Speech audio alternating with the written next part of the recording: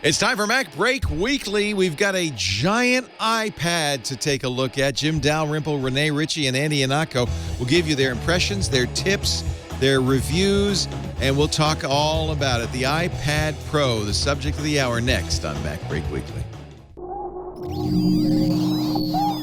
Netcasts you love. From people you trust. This is Twit. Bandwidth for MacBreak Weekly is provided by CacheFly at CACHEFLY.com. This is MacBreak Weekly, episode 481, for Tuesday, November 17th, 2015. Andy's Experiments in Three-Body Physics. MacBreak Weekly is brought to you by Audible.com. To download the free audiobook of your choice, go to audible.com/MacBreak. And by Casper, an online retailer of premium mattresses for a fraction of the price, because everyone deserves a great night's sleep. Get $50 off any mattress purchase by visiting Casper.com/MacBreak and entering the promo code MacBreak. And by Lynda.com, the online learning platform with over 3,000 on-demand video courses to help you strengthen your business, technology, and creative skills. For a free 10-day trial, visit lynda.com/MacBreak. That's LYNDA.com/MacBreak. It's time for MacBreak Weekly, the show where we cover the latest from Apple. Joining us once again from his lair somewhere in Silicon Valley, Jim Dalrymple of The Loop, loopinsight.com. Hey, Jimmy D. How you doing? I'm great. Welcome back. Also here, Rene Ritchie from imore.com. He's from Montreal. Finally got cable television up here, Leo. I finally have cable TV. And you can pay for it with your new Apple Watch. But first, here's Mr. Andy Ihnatko from the Chicago Sun-Times. Hello, Andrew. Hello. Must be exciting, Ray. Now I got a channel for fishing and curling. Woohoo! Woohoo! Two. Count them, two. Room TV. We were going through an old popular electronics. This is somebody named Cosmic Ray sent me to this, and it's pay TV's first battle.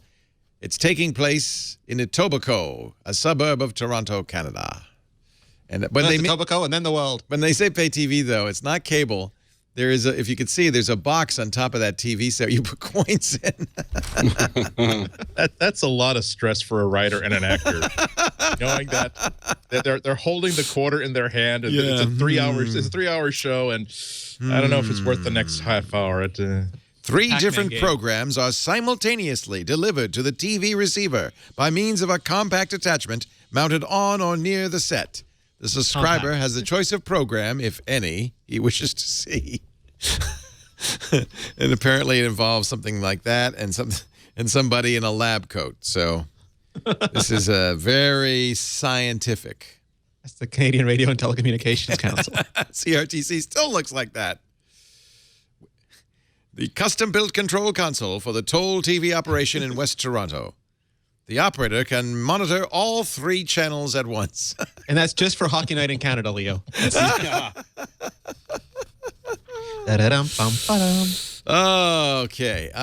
Hey, the new iPad is here. The new iPad is here. And I trust you have all received your units in the mail. So big. So big. So we big. hold them up and no one can see any of us. And then if you put it in, this is, when I went to the Apple store, because I ordered it that night, and then they said, well, just pick it up tomorrow morning in the Apple store. They didn't have the Apple keyboard. That one. So I got the Creative, which actually I like better because it's, first of all, $20 cheaper, but it also has special iPad buttons. You know, it's got a home, and I love the search button, which is great. But mine is laser ablated taffeta, Leo. I mean, just that's pretty sweet, huh? So, just like in Project Runway, taffeta. That's a hard material to keep control of, as Tim Gunn will tell you. Do you know how many prom dresses and bridesmaid dresses had to give their lives to make this keyboard? Is that taffeta on yours too, Andy? Yes. Well, I didn't go to prom, so I don't know what taffeta feels like. So that's a fabric, because it looks like plastic. That's fabric. It's laser-bladed fabric. So instead of having scissors or butterflies, it just has the domes and then the structure of the fabric that gives it its So it's a chiclet keyboard. Let's say. Let's tell the truth. I could spill a latte on it. It feels like one, but it's what's interesting about that keyboard though is that it's all molded. Right. I talked to Apple before, just before this was all released, and it was fascinating to see that there's no actual mechanism in there. You know, which is something we're not used to with a keyboard. Obviously, there's a mechanism in there to make the key go up and down. There's not. Are there switches? What's in there? There's no switches, but there are domes. It's molded. It's just molded plastic. Or molded, fancy stuff. Taffeta, there's a taffeta something blend. Taffeta. So And they can't put wires because you have to fold it, and a wire would get crimped if you folded it. So they did this thing where they actually, almost like a circuit board, they have power, ground, and data all going through the actual fabric itself. Which is that's interesting. Yeah. Wow. Well, this is a much more conventional keyboard. It just has keys that when you push them, it triggers a switch. And it's a lot like the MacBook keyboard. It lights up in the back, which is nice, powered by the connector, so it's not a battery powered keyboard. And then you get this honking big case. And by the way, if you thought the iPad was big, wrap it in the Logitech Create case. And now it's bigger than a MacBook. It's like the size of my MacBook Pro. It's huge and heavy. Yeah, but that's what, if you want like a really good keyboard, I mean, this is every bit as good as what I've got on my MacBook Pro here. Yeah. Whereas this other keyboard, it's fine. Yeah, I mean, I could.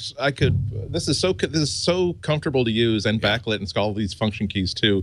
I mean, I was the first day that I was using it as a full-time device, I was just sort of subconsciously like tickling this part here, expecting there to be a trackpad, don't you? Yeah. And lots of people say that. With this, it'll do, and it's great because it's so compact. Much lighter, yeah. It's also great because unlike the Create keyboard, you can easily slap it on and take it off again. And when it's on, it's like practically nothing. I have to say, at $170, it feels a little overpriced. Yeah, I mean, and also it's a little bit disappointing. It's great for an Apple product. Again, for people who aren't going to be doing hours and hours and hours of typing or are very, very liberal about key touch. Right. But given it's a little bit disappointing compared to like the Surface 4 Pro keyboard cover, which has something that's closer to a MacBook Pro keycaps and field mechanical key switches. That one I certainly could work on all afternoon.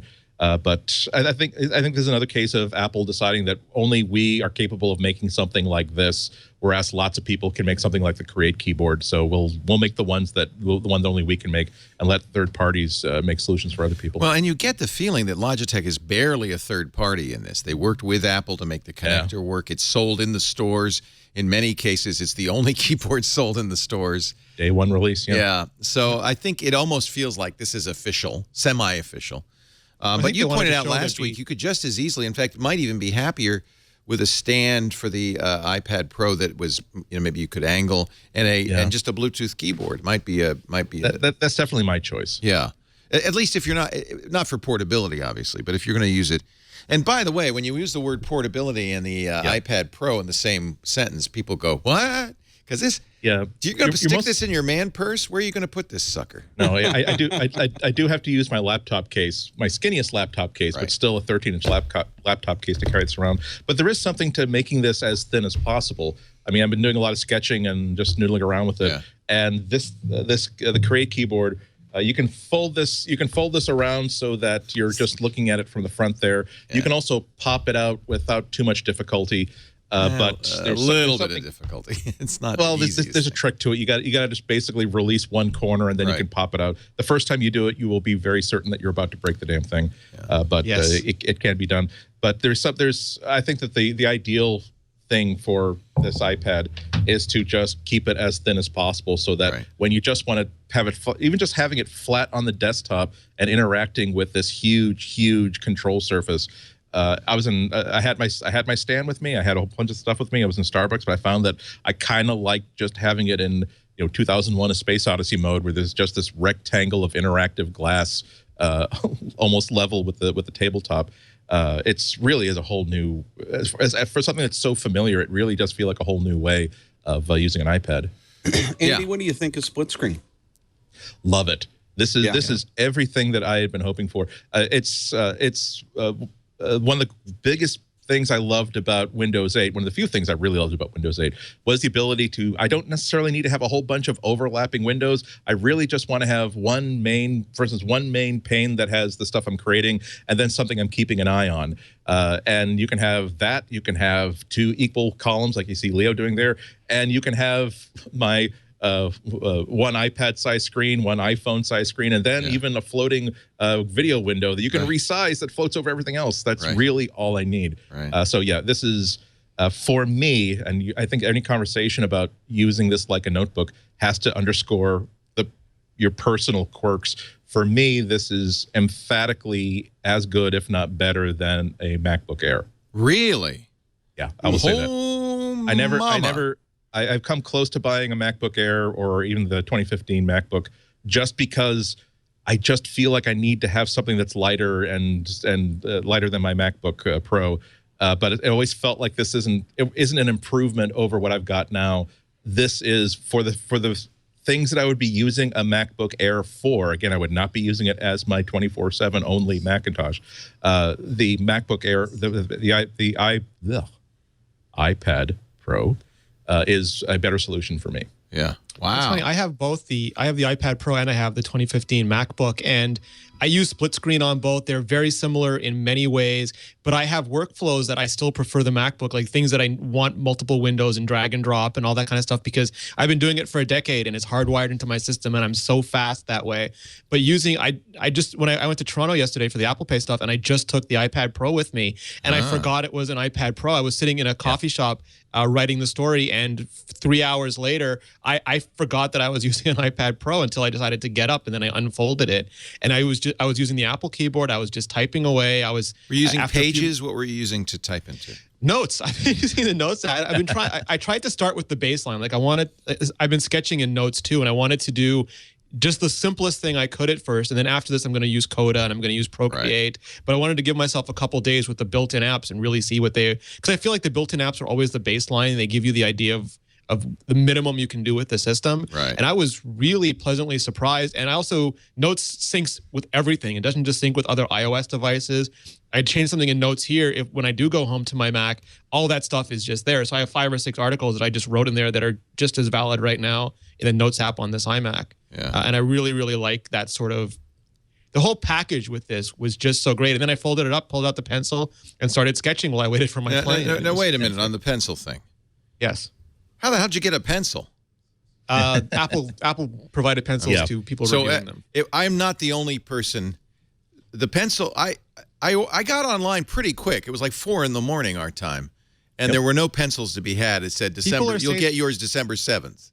People are saying on Twitter that they're getting them in stores today. Like they're finding a bunch of them in stores today. So like it could go in the store. Well, they've always been available. I've been hearing that stores are getting literally 1 or 2 and not necessarily overnight to stock. I'm meaning that there's a shipment at 1 in the afternoon that they don't know about, and they got 2 pencils in. So if you are really, really hot to get a pencil before whatever is promised to be delivered, it is worth calling around, or just if there's an Apple store on your way home, just stop by that Apple store. Just like you're looking for limited edition short pack Star Wars figures, you got to just keep dropping in and hope that you get lucky. Yes, Serenity got hers at her local Apple store today. All right, so I'm going to get mine next week because I've already ordered it. I don't want to. But why? Why Apple? Because really, truthfully, do you think this thing without the pencil is as in? I mean, the pencil seems like a very big part of this. We are not happy there are no pencils, and you have to believe that no one at Apple is happy that there aren't sufficient quantity of pencils. It's part of, Apple sprints for their deadline all the time, and occasionally they don't make it. There's so many things that have to come together for this kind of aggressive product development, and it's like a miracle that Windows boots up on the wide variety of hardware that it does every day. It's a miracle the iPhone comes in the way it does every year after year, and we've seen sometimes like the Apple TV came in hot, the iPad Mini 3 came in hot last year, and now they just could not coordinate everything to get pencils in store on time. And the alternative is to hold the iPad, but you can't really sell an iPad after Black Friday. It's just not how people buy things. They could have held the pencils and released all the pencils at once in December, but it's sort of like, well, we want to get them to as many people as we can. So it's sort of making the best of a bad situation for them. Why, though? I mean, surely they wanted. It strikes me there must have something went wrong in the manufacture.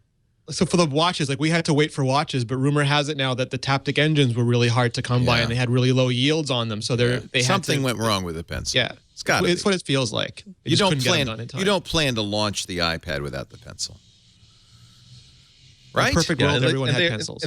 And they are getting some, but they are getting some out there. It's not only that us reviewers got allocated some devices. People, it is getting out there, but like it's just like you said. I ordered my iPad Pro 20. I think that around here it finally went live like 3:10 in the morning, and at 3:15, whenever it was that I tried to add pencils to my order, they were just not available. Not just not available for in-store pickup at the 2 stores I normally shop at. I checked all of New England. I checked New York.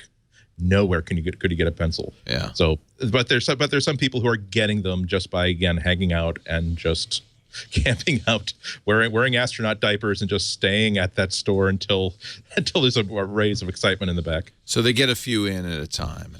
Yeah, and they should be getting more today. I think that once you like all really great things, once you get it, you will forget about how long you had to wait. You had to wait for it. It's amazing. It's fun. I was using the Notes app to sketch with. I don't know if this can be seen or not, but here, go full screen on. Oh, look at that. Oh, I saw that. You posted that. That's Tim Cook announcing the iPad Pro. And I just started trying because. But you're an artist. See, for me, it's not going to help. I'm an idiot. I've got. I started this is a friend of mine. So that's a great picture. Color stuff. So as an artist, this is a great platform, right? Leo, there's 2 things about it that make it terrific. And just for some background, I went to school for art. I drew every day after school for hours, went to college in a fine arts program. And then I worked in design where I used Wacom tablets for over 10 years. And this is the closest thing I've ever felt to when I used to just draw with a pencil on paper. And it's not exactly the same way, but it's super close. And the nice thing is with a program like Procreate, I used to do all the kind of art, like I did oils and pastel, and then just going to the store, buying the stuff, coming, setting up, cleaning up. It became, as time got more and more constrained, I just didn't take the stuff out anymore. It's sitting in a closet now. And with this, I just pick a brush, start there, and now I'm doing a watercolor. Yeah. And it's like paperless art. Would it be, if they made a pencil version for an iPad Air or a Mini, would it be as good? Air 3. So the technology you need. So no, I understand, but I'm saying next generation. Let's say they make. Yeah. Do you need all that real estate? Is the question. For I would love an iPad Air 3 with the same type of 240 hertz refresh rate and the electromagnetic stuff in it. To be honest, I would love this in an iPhone 6 Plus. And I know some people are complaining about the lack of Touch ID, but these are all different technologies. Like the Force Press in the watch is different than the Force Press in the Mac, is different than 3D Touch, is different than the pressure-sensitive pen. Right. And you start putting all those things together, and you got really thick, really heavy screens. So they have to sort of pick and choose for now. But in a perfect world, I would have a little Field Notes version on my iPhone 6 Plus where I could sit there and doodle out in the park or something. I'm a huge fan of this technology. Yeah. It's just amazing. Renee is absolutely right. I mean, I'm not really an artist, but it just allows you to play and make mistakes. And I've never drawn with color, but I mean, because I just don't understand how mixing colors works and how the tools work. The fact that you can just screw around, work based on a photo, and just make mistakes and make them very easily. It's like Procreate has become my favorite game, my favorite iPad game ever. Because you're just got some time to kill and you just want to fool around. And every time I've sat down thinking I was just going to fool around for a second because, I want to test this out or I just want to see if this works, it's 3 hours later and now I've created something that maybe isn't great, but I'm sort of now invested in. It's just amazing. And pencil's part of it. I think the thing that you have to remember with the pencil, what Apple was able to do was reduce any latency, and that's the big part about the pencil. Now, when I spoke with Apple about how the pencil works, between the pencil and the screen, and the technology that's built into both of those, the screen actually tries to predict where you're going to go. So if you're drawing a circle, it'll predict that you're drawing a circle and the pressure that you have on that line, and it will intelligently go back and backfill the line and the prediction so that it's exact to what you actually did. So if at the end you put a little bit more pressure on the pencil, it will backfill that. Now, that's not something you can actually see because it's happening so quickly that you don't see it happening.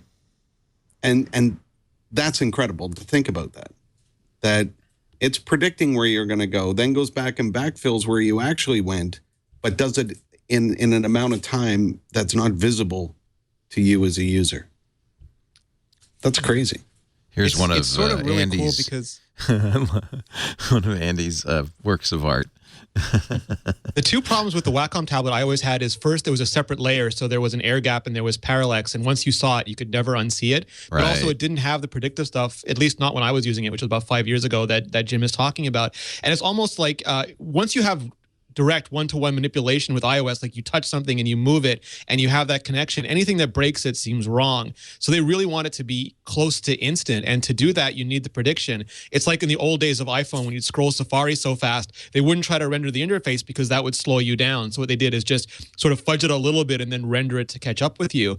The only thing with this is some people have complained that some apps aren't as good as others, and Apple actually made frameworks for it. So there's a coalesce touch and a predictive touch API, and developers can call those, because every app is a little bit different, and Procreate actually lets you customize it because artists are really particular about the kinds of pencils and the kinds of settings that we like we get an H pencil or a B pencil. There's all sorts of different varieties, and you can go in and individually adjust all those things to make it not just a great pencil, but the great pencil that you prefer using. It's really powerful. Here's the original that Andy, this is the original photograph that Andy used as his model for his pencil drawing. Actually, are you an artist, Andy? Because you know what? Really good. If you're not, this is a strong case for the iPad Pro and pencil. I've never worked as an artist. I've been a doodler, and it's really it's not that. See, an artist could have knocked that out in about 20 minutes. That took me a couple of hours. But you can. It's Procreate and the pencil and the iPad Pro lets you do art via the Braille method. You feel your way around, and until you get the results that you want. That is a strong case for this, because it means that people who are not artists but have wanted to be might find this a tool that helps them get into that. Go ahead, Jim. I'm sorry. I also did a picture. Did you? How do I send it to you? So that you could put a link in the Andy. Just put, first of all, you got to get it online, and then you could put a link to wherever you've stored it in our rundown on Google Drive if you want, or just you can put it in the chat room if you want. I feel like in some ways, okay, my reaction to this is this is a very, very niche product, that it's going to appeal to artists. Or if there's an app that takes advantage of the real estate and makes sense for you, it's going to appeal to you. It doesn't. I mean, I still prefer my mini iPad mini, because it's light, it's easy to carry around. It's not. This is more of a production is involved with this. It's not something I feel like you're just going to carry to the couch while you watch TV, or maybe it is. I don't know. It seems like a niche product, and my counsel to people has been, go try it and look for the apps that you want to use. Think about how you want to use this. Does it make sense for you? Then that would be an appropriate product. Yeah, I absolutely agree. I hope that, because it's expensive. It's expensive. It's especially compared to Windows tablets. It would have been a lot more tempting to get a Surface Pro if I were a Windows user instead of a Mac user. I'm just kind of struggling with that kind of recommendation. For the same amount of money, you can get a device that, for a lot more people, is going to be a much better value, because it will be a full-on Windows machine with USB and none of the inconveniences of using an iOS-based device. For me, it's such a great thing, because I always envisioned that it wouldn't be a replacement for anything, but it would be like the difference between a horse and a bicycle, where it doesn't do everything a horse does, but it does things that only this can do, and that has been proving correct. I mean, even now I've got my this is Apple's loaner over here. I've got my own personal iPad Pro to the left of my MacBook here, being used as a second display. There's just a whole bunch of different nooks and crannies of my day in which this is just a valuable tool, and people need to understand that you can't just buy it and it'll be great, just as great as they're using an iPad Air. I think it's also possible for the photographer that this might be. I've been playing with Lightroom. I liked Lightroom on the iPad, on the Air, and on the Mini, but it was a little too small. This is big enough, and the screen is good enough that I can really use this, in Lightroom to actually even do some retouching and so forth. And the Adobe apps are fantastic. Yeah, Adobe's really focused on this, haven't they? Oh, they did such a great job, Adobe. Yeah. And you can tell that Apple knew that part of the success of the iPad Pro was how third parties were going to adopt it and support it, because they worked very hard with, Adobe and Procreate and, other companies, software and hardware, to make sure that everybody knew that these apps were coming out for the Pro. Yeah. And that's important. It's important for people to know not only that it's a different platform, but that there's third-party support for that platform. Leo, I uploaded the picture, my drawing. Where can we find it? Have you pasted it? It's in the chat room. In the chat room, you pasted the link? All right. Yeah. There we go. Nope, wrong. wrong screen there, Jason. Jason's trying to find it. I'm gonna try. Yeah, he's got it in the Skype chat. That's the problem. So Not in the Skype chat, because that let me means see. we I'm have trying to. There you go. Very nice, just pull it up Jim. there. Jim, you're going places. Is that That's a like a Heine? Miro. Is that a Heineken in your hand? That's like a Miro. Heineken. Yeah, that's self-portrait artist with beer Artist with beard and no beard. ears. That's 10 hours of work. So, Jim, you're more like me in this realm. What about the iPad Pro appeals to you? What would you use this for? Music? I'm really looking forward to using it for music, but for me, it's been more of a work tool, and that's why I asked Andy what he thought of the split screen, right? Because that has been huge for me. And are you going to start writing on it? Yeah, well, I've always written on my iPad or done more research on my iPad. So using an iPad Pro in split screen, you have two full-size iPads side by side. That's what it turns out to be. Yeah. So that's huge. It's huge as a writer to be able to, to have two iPads side by side, have one open for a web page when I'm looking for information and links and things like that, and have the other open in Notes so that I can copy and paste all of that stuff in there. So it's a lot easier than going, with the multitasking to switch apps and then go back again and then, back and forth. Now you're just tapping from one side of the screen to the other, and it's a lot more efficient. Yeah. Yeah, and part of it also, I'm sure that you've seen this too, is that now that iOS 9 has better keyboard shortcuts, you switch between apps just by the same way you do in macOS by hitting Command Tab. Whenever I need to search for something, I hit Command Space to enable Spotlight. A lot of apps that are getting serious about this you hold down the Command key and it will show you a pop-up of here's all the keyboard shortcuts this thing supports. So it's still going to be a drag for a lot of people to not have a mouse or trackpad and have to reach up and tap the screen for something.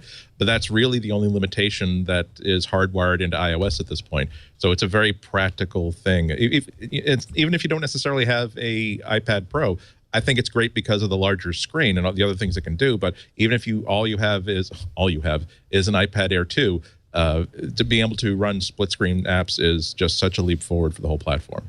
I have to be careful because I mocked Chrome OS when it came out. I said, well, you just buy a computer and use the browser, you've got Chrome OS. Yes. And so it's very tempting to say, well, you just buy a, I don't know. There is no touch solution for Apple. So I guess this is the only way to do that.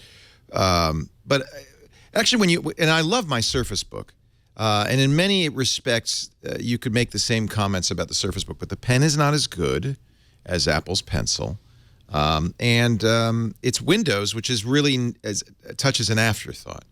At the same time, as I use this, I feel like, gosh, I'd really rather use my MacBook. It's thinner, lighter, and I have, you want side-by-side windows. I could have, lots of windows. It's not. So I feel like I'm not sure. I feel like in order to make this work for you, you have to accept certain limitations. Or it could just be a difference in background. Like I'm really similar to you, Leo, and sometimes I just grew up using Unix and Windows, and I'm used to multi-Windows. But and I keep using this story. My mom's primary computer is an iPad, and even though it's not as powerful as her iMac, she is more empowered by it. It's more approachable and accessible to her. I've got to get this one for my mom. I bought her a Note 4. Because she liked to use the stylus and draw on it, and she's going to flip her lid on this with Procreate, but it's $1,000.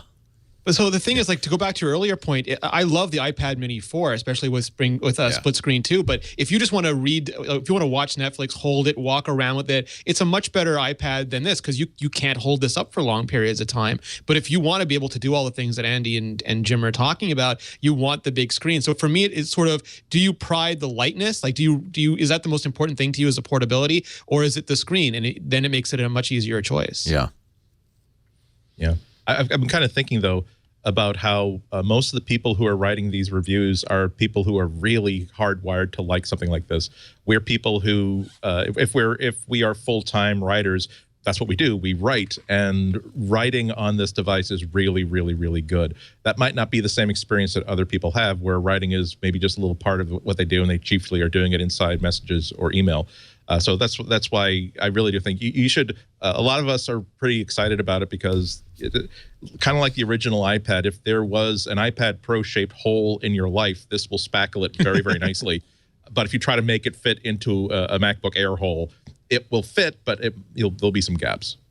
It was funny. Yesterday, I was on the plane, and they made everyone put away their computers for takeoff and landing. But there was, I think, 2 or 3 iPad Pros, an iPad Air with a Logitech keyboard case, and a Surface with a keyboard. And we could just keep them out and keep working. Couldn't keep the tray table down, but they were just on our laps, and we were still typing away. And the laptop users were fuming.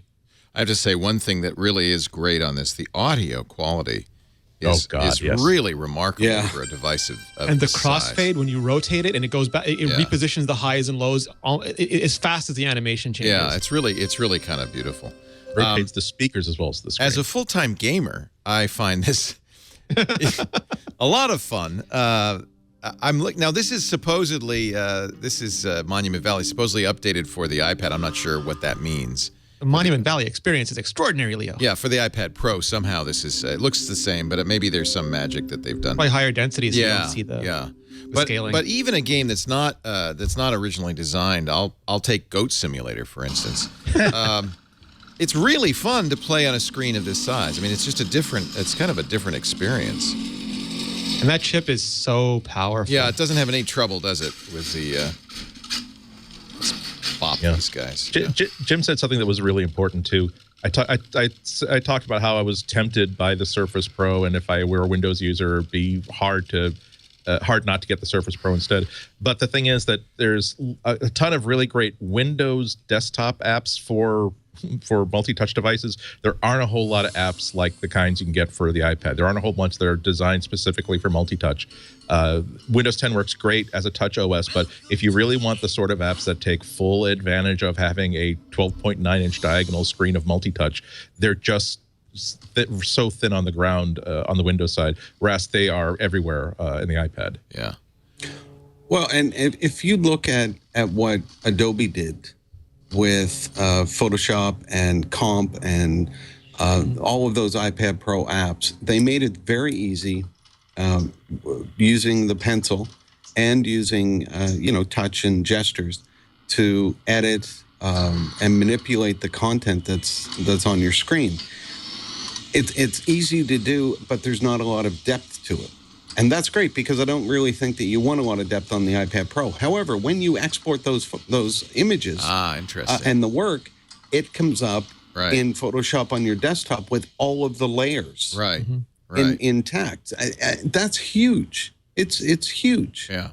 So that's one way I think where Adobe worked with Apple as a third party to say we can do some really great things on this. Yeah. It's amazing to me because I spent years and years using Adobe Creative Suite and using Photoshop and Illustrator and InDesign. And it used to take me hours to set up, never mind putting the stuff in InDesign, but just setting it up. And the minute you see that demo and all the tools, it's like finger painting. You don't have to get it perfect immediately, but it's so fast to get your columns, your pictures, everything where you want them. And then just like Jim said, you can go back to the desktop version to do a lot of the heavy lifting for now. But boy, can you get it really, really close, really, really fast. The time saving alone, just for everything from Adobe Fix to Adobe Comp, it's remarkable to me. Which tools? Now, I think I downloaded everything: Draw, Fix, Clip, Comp, Sketch, Voice, Mix, and Lightroom. I think they've all been kind of adapted for the Pro, right? Yeah. But some are more, I mean, like Comp, as you say, is really, this is about the Pro, right? Yep. It makes me want years of my life back, Leo. What do you do with Comp? You do page layouts. So basically, like, you could start your InDesign document right in Comp. Got it. So this is kind of a boy, you know, and there are certain things. This is, I think, important for the designers to really think about, as you said, Jim, what's appropriate for the iPad Pro and what's appropriate for the desktop, and to understand that people are going to mix environments and use the touch in a way that really is native to the iPad Pro, not try to be a desktop app. Is that right? Well, I think so. I mean, I think it's important that people can use the iPad and use apps that are optimized for the iPad. It's so much of a bonus when you can take those that work, images or whatever it is, and export it to your desktop app. So in Comp, you can sit in a meeting with people and say, you know, instead of doing it on a piece of paper or trying to manipulate a laptop, you can do it on the iPad Pro and say, okay, so this is what you're suggesting, and, you know, mock up a page, export that to InDesign or Illustrator on your desktop, and continue working on it later. Right. And that is where the power, I think, of third parties and Apple working together comes in, because people are going to get a lot of use out of that. It seems very natural, you know, to at least for, you know, it's sketching, right? But it's sketching for, in the case of Comp, for page layout, and in the case, you know, it's sketching for a particular medium. It's what we used to do on boards in the old days. You made a comp by putting a board up and sticking stuff on top of it. That's why you want to get your life back. This is all the stuff that you don't have to do anymore. Yeah. And if people just listening who weren't watching the feed, they just showed you make an X and it put a text box there. You drew out 2 columns and it filled it with lorem ipsum. I mean, that would have taken me at least 5 minutes. I know. Yeah. So I think part of this is going to require a new way of thinking, not only on the part of users, but on the part of developers. And then there'll be a virtuous circle here, because as users kind of find new ways to use this, I mean, there's things like Paper from 53 that's kind of ready to go. There are lots of all the Omni stuff, Leo. All the Omni group has always been all in on iPad. Well, that's an interesting question, because I think Omni Graphel and Project and things that are graphical, but would you use this for focus?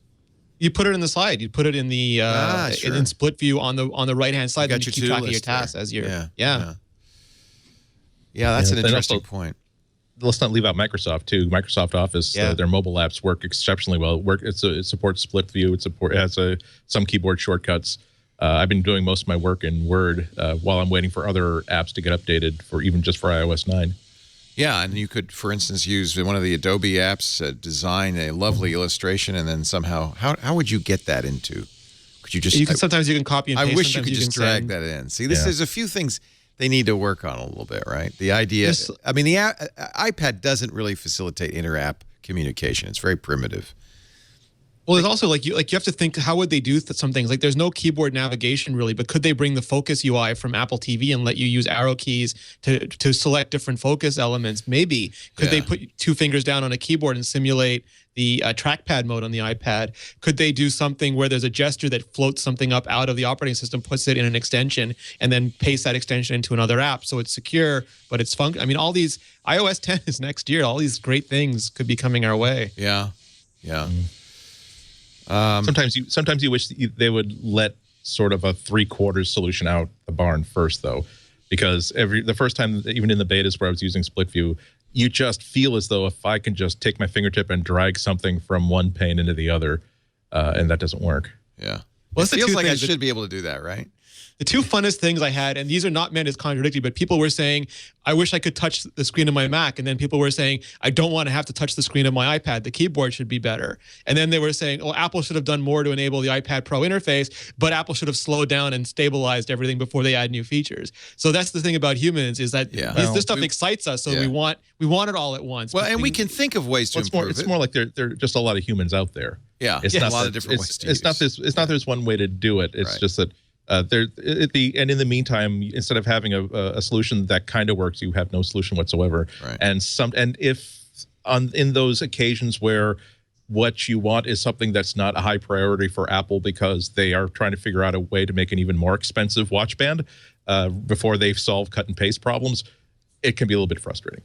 Well, if you follow Steve Troughton, we talked about him before, if you follow him on Twitter, Steve Troughton Smith, he found some of the code for that kind of stuff already. So it just looks like it's not finished. Interesting.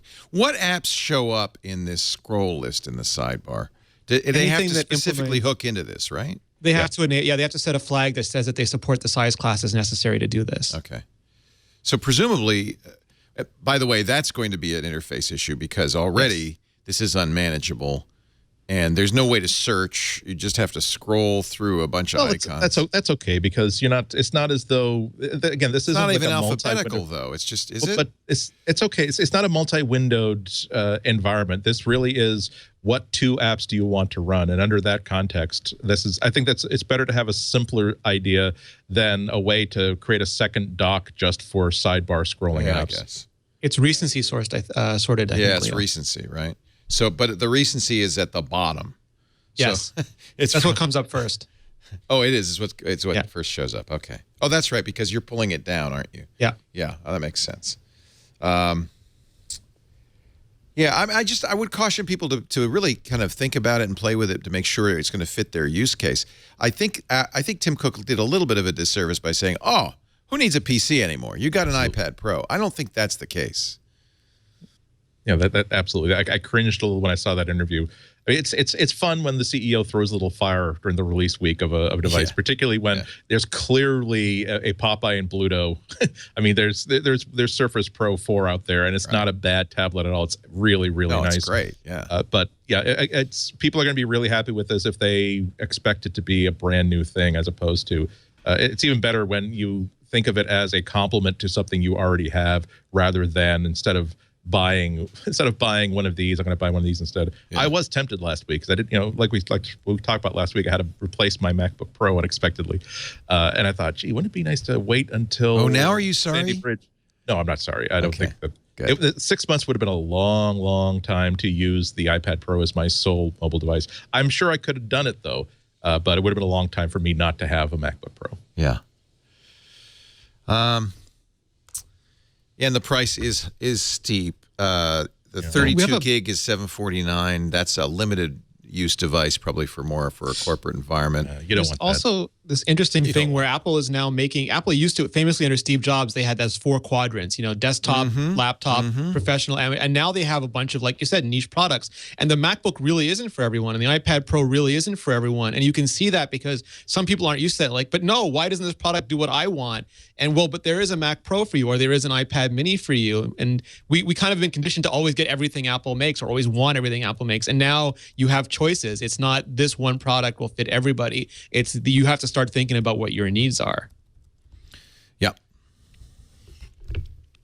Also, think about how much money you got. I don't think how many people can afford. I mean, I spent $2,000, close to $2,000 on my MacBook, and then here I am popping another $1,000 for this iPad, and it'll all work out because I'm going to be writing stuff about the iPad, and that'll knock down the price a little bit. But first and foremost in my mind has to be that there's not a whole lot of people who can take $1,000 flutter on a device that they're not really sure is going to do anything important for them. I'm stuck with one because I bought it.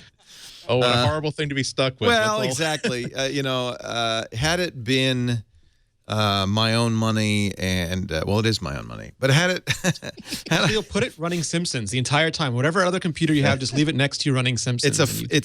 I mean, and that's another thing, by the way. This would work with software that allows you to do it as a second screen with your Mac, right?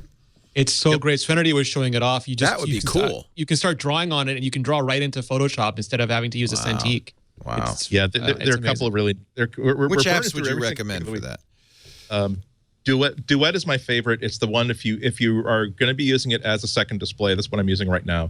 Super fast. You can also choose what resolution you want to use if you want to make it even faster. Hooked up by USB, it's about as fast as I would expect any external monitor to be. That's $16. That's $16. I think Rene was talking about an app called AstroPad that Ren was using, and it's less of a second screen program so much as a mirror part of your Mac display and make it into a multi-touch input surface that works with Apple Pencil and works with Bluetooth Pencil, so you can actually use it. Rene would know more than I do about using Cintiq devices in Photoshop and stuff like that. Yeah, it just lets you draw on your iPad, and that shows up in Photoshop on your Mac, and it's like the best thing in the universe. And it's super fast too. It's not like there's a lag between the two. It's just, I don't know. There are a lot of great apps where at some point when you're reading about it or the person's telling you about it, the phrase former Apple engineers works into the conversation, and that sort of infests all you're thinking about. Oh, that must be why this is so fast. And Adobe they got screens, super secret sauce. I was using Adobe screens, and I've always used that on my iPhones, on my iPads, but it's always been a little bit small. But now on the iPad Pro, I really have my whole Mac screen there, and it's easy to tap and do all these sorts of things on it. By the way, you want to blow people's minds, Duet Display also works on the Windows. So you could have your iPad Pro sitting next to your Windows machine, or even better, your Surface, and really freak people out. Then you'd more money than sense, that's for sure. Yeah, so I think, stuck with it. You're right. It's not a good phrase. I probably would not buy this for myself, not being an artist or a musician, not really seeing a use case for it or having to do desktop layout. But now that I have it, it's great for playing Clash of Clans. So if you've always felt the iPad Air, like the basic iPad line was great, but a little bit too small for you, you've probably been hankering for this. Yeah, it's just fairly specialized. Now, but do all of the second display programs you have to connect via a lightning cable, right? No, it also works by Wi-Fi, but it's a little bit more laggy over Wi-Fi. Over Lightning, you can't tell the difference between practically can't tell the difference between a Thunderbolt display and this. This will not work with it, though, right? I mean, I can't use Serenity's solution to glue this onto my. I don't think this gets big enough to put You're welcome to try. I hope you've got a camera running while you try that. Hey, actually, Jason Clanthis, could you bring me a lightning cable? I don't know if you know where one would lie around, because I'd like to. And the other thing that's really cool is the storage controller is so good on this machine. It's so underrated that it is filling all those CPU and GPU things so fast that you can do high-speed transfers in a way you never could on iPads previously. That's another question. Apple is. Oh, by the way, a couple of things. Tim Cook said, when I said PC, I meant Windows PC. Keep buying Macs. I'm a Mac and I'm a PC. I mean, that's how Apple talks about it. Well, no, and that's the commonly used verbiage. Is a PC is a Windows device. There's PCs versus Macs, right? I'm a Mac. I'm a PC. So, but if you're saying we're in a post-PC era, you're not just saying post-Windows era. It's post-Mac and Windows era. Let's face it. That's what the implication is with something like that. But I think we all agree this only in special cases would you want to replace your laptop. The analogy I use is if you have a bridge, it's an old bridge, but it's a good bridge. You don't destroy that and then start building a new bridge. You start building a new bridge in parallel. Yeah. And then you start fitting that bridge until it's so good that people just naturally start using the new bridge. That's the smartest way to do it. Since all three of you are writers, it sounds like you all three agree that it's for a writer, this might be a reasonable replacement. And for an artist, as would an iPad Mini. Obviously for an artist. As would a Mini, okay. Yeah. Really? You wouldn't want to write on a Mini, would you? Again, if you think about having a portfolio, like a stable of different hardware, I mean, to be honest, I've been doing a lot of writing this year just on this iPad Mini and a portable Microsoft keyboard, because this will fit into a purse, and it's a good way to take advantage of the 90 minutes that I think I might have between the meeting that I have in town and the dinner I'm going to be having with a friend afterward. And you don't necessarily want to be carrying a huge laptop bag wherever you go. It's really cool to think about. You've got your notebook that is your real office. It does all your real work, even if it's even your iMac or your Mac Mini. Then you think about, how do I best solve the problem of being able to do work on the road, whether I'm going to be at a coffee shop for 2 hours or in New York City for 2 or 3 days. For a lot of people, it's going to be a MacBook Air. For some people, it's going to be an iPad Pro. For some people, it might even be an iPad Mini. Just to definitely take some time to think about every possible solution. Define the problem before you buy the thing that's going to be a solution to that problem. All right, so I've installed. I probably should have done this during the show.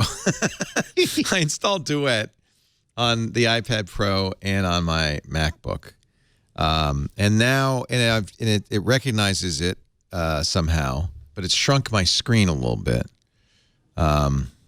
Is there a setting? Yeah, you can go into that performance setting and choose like what size display you're going to be using. Oh, okay. Okay. What is it? This is display arrangement is probably what I want to do, right? And well, that's no. I don't want a mirror. Do you have it? That's probably what's going on. Oh, you know what the big problem is? Oh my God, I got a real problem because I'm also feeding the television. So now I'm feeding too many. It actually seems to have done something. I don't know. I don't know what's supposed to have you launched it on the iPad yet? Yeah. In fact, what you're seeing is the iPad screen right now. Believe it or not, I don't know why. Yeah, you're seeing the. That screen that you were showing, Jason. I think that's the iPad screen. Maybe not. Try moving the mouse using a trackpad on the machine. Oh my God, that's weird. So now this is like my laptop display. Oh, it is because I see I have system preferences and all of that stuff. Yeah. Now I should gather my windows while I may. It's Inception. You're gonna have to cut your way out. And then so this is a 3-screen solution. I guess I could do that. Let's see. Try Open Mission Control.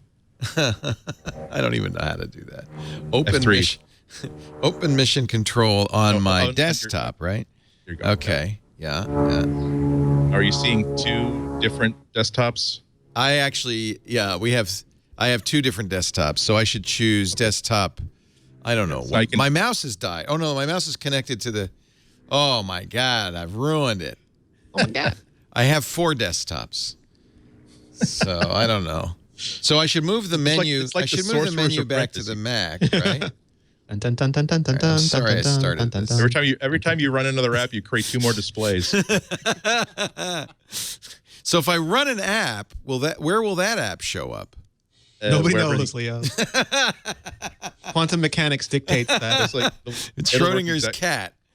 It should work exactly the same way that any other external screen works. Yeah, so it's just an external monitor. I get it. A 2-dimensional snowflake view of a 3-dimensional hologram. I will eventually figure this out.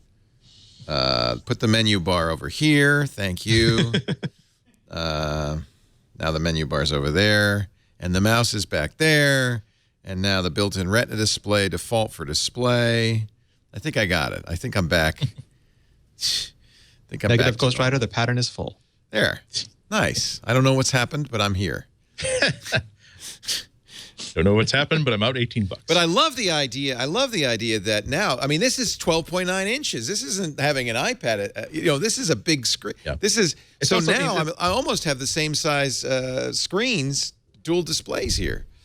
It's also a little. That's great. It's a little bit nostalgic because remember that screen is actually bigger than my Retina MacBook. So it's not widescreen aspect ratio. It's Academy aspect ratio, which is fun when I've got a rip of the Blu-ray of the Bandwagon from 1954, like beautiful like a transfer of an Academy aspect ratio. I'm used to seeing like window boxing in this, and to see this huge thing. It looks like IMAX to me. Just looks like IMAX ratio to me. It's a scene, man. Comic books are amazing on this thing. They are so great. What is? Comic books. Oh, yeah. As a matter of fact, I never get into comic books. As you guys do the comic books, I'm going to do the music. So I'm going to install some guitar apps and, Guitar Hero would be awesome on this. Well, GarageBand looks almost full size, Jim. Yeah. Yeah, it's going to be great. I'm looking forward to it. Yeah, I think that for certain specialized uses, this is great. Now, this is not supposed to happen, though. I don't think what's happening right now. That unless my eyesight is going. Did you put a quarter in for the magic fingers? That's just going to go for 4 minutes. That's the Requiem for a Dream filter. Oh, nice. That's when I turned on mirroring. That happened. I think it just got unhappy about the. Its version of Stop. Yeah. So I've got BMD optimized for built-in Retina display. Okay, that stopped it. This is cool. This was designed by former Apple engineers. Indeed. Yeah. Okay. And that's the built-in display. Best for built-in display. There we go.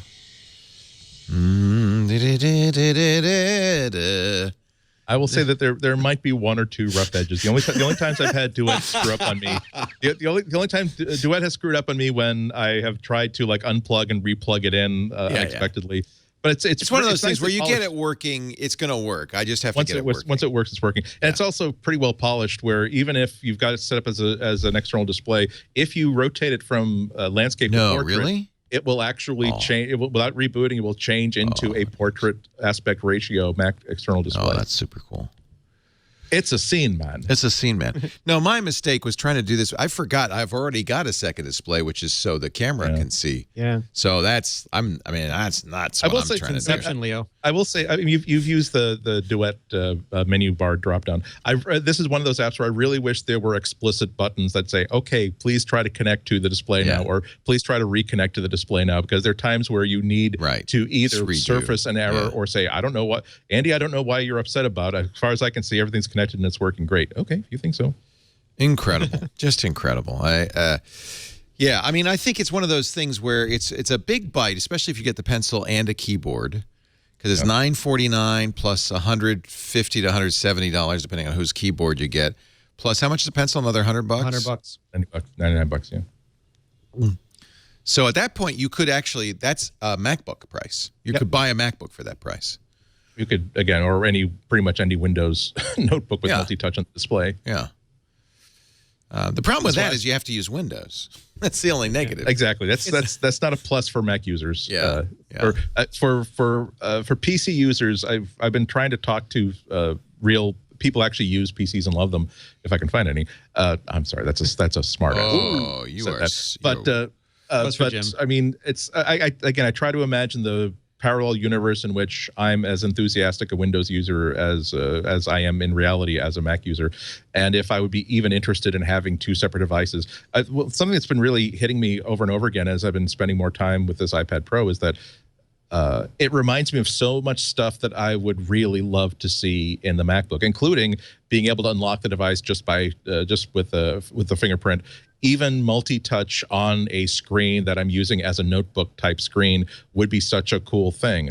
It just really points out not places where Apple's missing the boat, but technologies that I think would really enhance the Mac that may or may never actually arrive there. All right, let's take a break. I guess one more question. Now that you guys have all three had it for some time, I've only had it since Thursday. Battery life. Phenomenal. Super. Yeah. I'm getting it. I can count on 1 hour for every 10%. And in many cases, I mean, I was just noodling around and sketching, and it seemed to take forever for it to go from 100% to 98%. It's super, super battery life. And it's not even, iFixit did a teardown of course, of what was in there, and they were surprised. They were expecting to see they were expecting to see nothing but battery in there, and they realized that Apple willingly traded off battery life, capacity for battery, to put in those amazing speakers. They've kind of realized that, look, if people are getting 10, 11, 12 hours, they must be happy with it, but they're always going to be happy with these speakers, so let's make that. Well, if you think about it, the real estate for the battery in here is at least 50% bigger than the real estate for an iPad Air 3. Yeah. And also, batteries much heavier than the empty speaker chambers. Yeah, that's true too. So they've got a lot more battery life. They were willing to, in fact, there's a 38.5 watt hour battery in here. I mean, it's like a MacBook battery. It's the same as a MacBook battery. But because it's a much faster processor, I'm not sure what the wattage is on the processor, but it's a pretty high wattage processor for an ARM processor. Big screen, lots of pixels. It's doing a lot of work. The architecture between a MacBook and an iPad are they're not the same, but they're getting really, like, in terms of storage controllers and PCI, they're getting incredibly close. There was a rumor that Intel was in the running. Intel at least thought it was in the running. I can't believe that's true. I don't understand that article. That because Patrick Moorhead is a smart guy, and that article was not a smart article. It's not possible. It was the opposite of a smart article. Yeah. Intel may want people to think that the Core M would be suitable for an iPad Pro. I can't imagine Apple really considering that, especially when they have their own chip design, the A9X. No reason for them to abandon their system on a chip and start over with an Intel system. Intel has an amazing fab. They have the best, bar none, fab in the world, but Apple is giving them a run for the money in terms of chip design these days. Yeah. Yep. Yeah. That was another factor in my own decision. I really think the A9X both realize that Apple is designing this. They're designing a CPU specifically for this device, and they're designing every single component around that CPU, and they're designing the operating system around the CPU and around the support hardware, which may or may not yield better performance than like a Core i5 or i7, but I do think it'll yield better performance than the Core M processor that would be in the price competitive version of the Surface Pro 4. The Surface Pro 4 costs about as much as an iPad Pro is the Core M version. You have to spend an extra $200 or $300 for the i5 and the i7 version. You really are getting a lot of bang for the buck. I've been really trying to make this thing cry over the past 3 or 4 days with all kinds of things that's just not meant to do. And the only time where it felt a little bit slow was when I was exporting a 45-minute HD video from iMovie, and I suppose it was slower than it would have taken on the MacBook, but even on the MacBook that would have taken a good hunk of time. So you just don't feel any delay in any case. And again, I'm not running calculator here. I'm trying to really make this thing cry.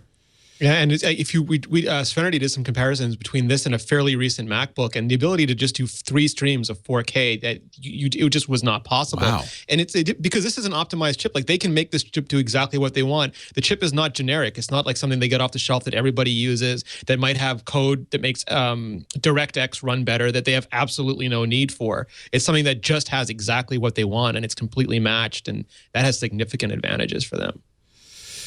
All right, let's take a break. More to talk about. As always, lots more to talk about. We got a great panel, though. Jim Dalrymple is here from The Loop, loopinsight.com. Rene Ritchie from imore.com. Andy Ihnatko from the Chicago Sun-Times. Our show today brought to you by audible.com. Pretty soon we won't have to do ads for them. Right? Because we just say Audible. You remember, right? Right. Okay. Because if you're not a member, I don't understand what's been keeping you. I think at this point, really what we'd like to do with the Audible ads is presume that you're a member and now tell you about some great books you could get if you're a member. If you're not, of course, it's a great way to go audible.com/MacBreak. You're going to get an audiobook free for 30 days. Actually, the book is yours forever. You get the 30-day free trial offer of the Audible Gold plan. That's a book or a credit for a book a month plus the daily digest of the New York Times or the Wall Street Journal. It's a great way to get started. In fact, I'm a little jealous because here you can try it for free. But they're smart to do that because I think if you haven't started with Audible yet, it's probably because you're thinking, I don't know if I want to listen to books. Trust me, you want to listen to books. They come alive in unique and interesting ways. In fact, there's things an audiobook can do that a book on paper or on your e-reader or on your iPad just cannot do. I'll give you an example. One of the books here, The Magic Strings of Frankie Presto. I actually really liked Mitch Albom's first books. They were really awesome. What is it? Tuesdays with Maury, I think was the first one. Mm-hmm. I haven't heard this one, but this is an example because this is not just somebody reading it. This is a performance with multiple narrators, a full cast performance. Jazz trumpeter Marcus Belgrave and his quintet. And so the Ray Charles Band, Sideman with McCoy Tyner, Dizzy Gillespie, It's Ella like Fitzgerald, you're going to the theater almost, the theater of your mind, where you're hearing Mitch Albom. Roger McGuinn is on this narrating. Ingrid Michaelson, John Pizzarelli, Paul Stanley, George Guidall. Some of these names you might not recognize. You will if you're an Audible fan. These are some of their best readers. Mike Hodge, Robin Miles. And so they've got these great readers bringing books to life. And I swear, when I listen to The Martian, I feel like I saw the movie before the movie was even made. And that's what's so great about Audible. So there's my cell. If you haven't yet, Elvis Costello has a new one. Unfaithful Music and Disappearing Ink. If you're a fan of musicians, Audible's such a great place to hear their biographies. And in this case, read by Elvis Costello. Declan Patrick. I'm going to have to get that one. Yeah, I'm a huge fan. Yeah. 18 hours. I like to see that. The basement dwelling at 46A Avonmore Road was my first family home. Oh, see, don't you really want to hear that? Awesome. Okay, audible.com/MacBreak. First book's free. Now, Andy, what are you listening to? I love Andy's recommendations. I just finished Tim Gunn's latest memoir or nonfiction book called Tim Gunn, the Natty Professor, a masterclass on mentoring, motivating, and making it work. We know you're a fan of Project Runway. not just that. I'm a big fan of Tim Gunn. He's just like he's a character. I feel as though when Mr. Rogers passed away, there was some sort of spirit of television kindness that was up in the ether that Tim Gunn decided to pick up and carry into his own TV work. He's just, and his this is his second or third book, And it really carries that through. The nominal topic is about on the subject of teaching, because of course he spent decades as a teacher and as a dean at a fashion school, Parsons, School of Design. Yeah. But it's also interspersed with like fun stories from his life and his experiences over the past 5 or 6 years, enough so that it's not just a book about how to fix the educational system, but it's also stories about dust-ups he's had and experiences, parts of his life that he really enjoys. But also the serious parts of it are really, really fun too, because they talk about, and even if you're not a professional teacher, you're often in the position of trying to mentor somebody or guide somebody. Someone is counting on you to teach them how to do things, whether it's teaching them how to shave or teaching them how to, get a job and finance a car and that sort of stuff. And it really does talk about, with lots of experience from his own experiences and as dean, the teachers that he worked with. And he also solicited stories from other teachers that read his books. But 5 hours and 27 minutes of Tim Gunn telling stories is worth anybody's money. And if you're just getting it for free, all the better. Yeah. Nice thing on Audible, you can listen to a sample from any book, so you can hear what you're going to hear before you hear it. I'm concerned by the low number of enrollments of Latinas, Latinos, and African Americans. Not only is it important to provide opportunities to minorities. So somebody in the chat room, Texas Aggie 93, says The Martian at Audible was a different movie, a much, much better movie. It was, I'll grant you, it was a different movie, and I really enjoyed it. I liked the regular movie, too. But that's the nice thing, it's a great way to listen to movies before you go see them. And I always try to do that. I learn a lot, too, because, they have the great courses, which are history courses. I've been listening to the great courses on the medieval history because we were just in, going down the Rhine, and I wanted to know about the place. I like to listen to Audible books while I'm traveling. I always will bring books with me that are from that region or about that region. And that brings it to life, too. Audible.com/MacBreak. I'm doing a lot more walking, and that's where we use it. And I'm doing anytime I'm cooking or cleaning, I'm just listening to Audible on all my devices. It's good for your health. It's the best. I subscribe to the Gold plan. I don't get a free account. I pay for it myself. Me too. And Me too. I can think of, I would give up my subscription to Marvel Comics Unlimited first. I would give up my subscription maybe even to Hulu first. Wow. I would choose if it were between Hulu, Netflix, and my Audible subscription. Audible would be right there in the running. I think I'd probably say, well, I've already got Amazon Prime for movies, so maybe I don't need Netflix. It's just a wonderful resource, and you should join it and just get over it. Do it. I hope Audible never wises up and realizes that we just like talking about. I know we would do it for free. I know. What if we were to stop paying them for ad placements? I know. I just saw this Roger Angel, one of my favorite writers. His baseball writing in the New Yorker is without equal. He has a new short story memoir. I got to read that too. This Old Man. Audible.com/MacBreak. Your first book. It's free. All right. Anything else to say about the iPad Pro before we move on? Well, the only thing, just quickly, I want to, since I happen to, I'm taking, this is now a photo studio for things I need for my iPad review. So I happen to have these out. This is Rene and I were talking about comics. So this is. Oh, look at that. So this is what it's in the Comixology app. It's actual size. No, it's bigger than actual size. It's a much omnibus better, or absolute size. Yeah, exactly. And also I could. Let's go for broke. This is going to be in my review, and I don't know if I can. Okay. So which app is this? This is the Comixology app. Okay. It also works with Marvel Comics Unlimited. Actually, this was Marvel Comics Unlimited. But if you hold it sideways, yep, I got it. And he needs one more hand. I'm a prop comic today. If you hold it sideways, it's even bigger, and it's roughly the same size as the original art that the comic was based on. Oh, you have the original art, so I have the original art. There you go. I had to dig through my basement. I'm still sneezing because it's the first time I've looked through for actual comic books in my collection in a long, long time. That's cool though, because you're seeing basically what the artist drew. Exactly. And on Comixology, this is the Marvel app, and it's not as high resolution. But in the Comixology app, it's ultra high resolution. So I'm sorry, I'm having an experiment in 3-body physics here.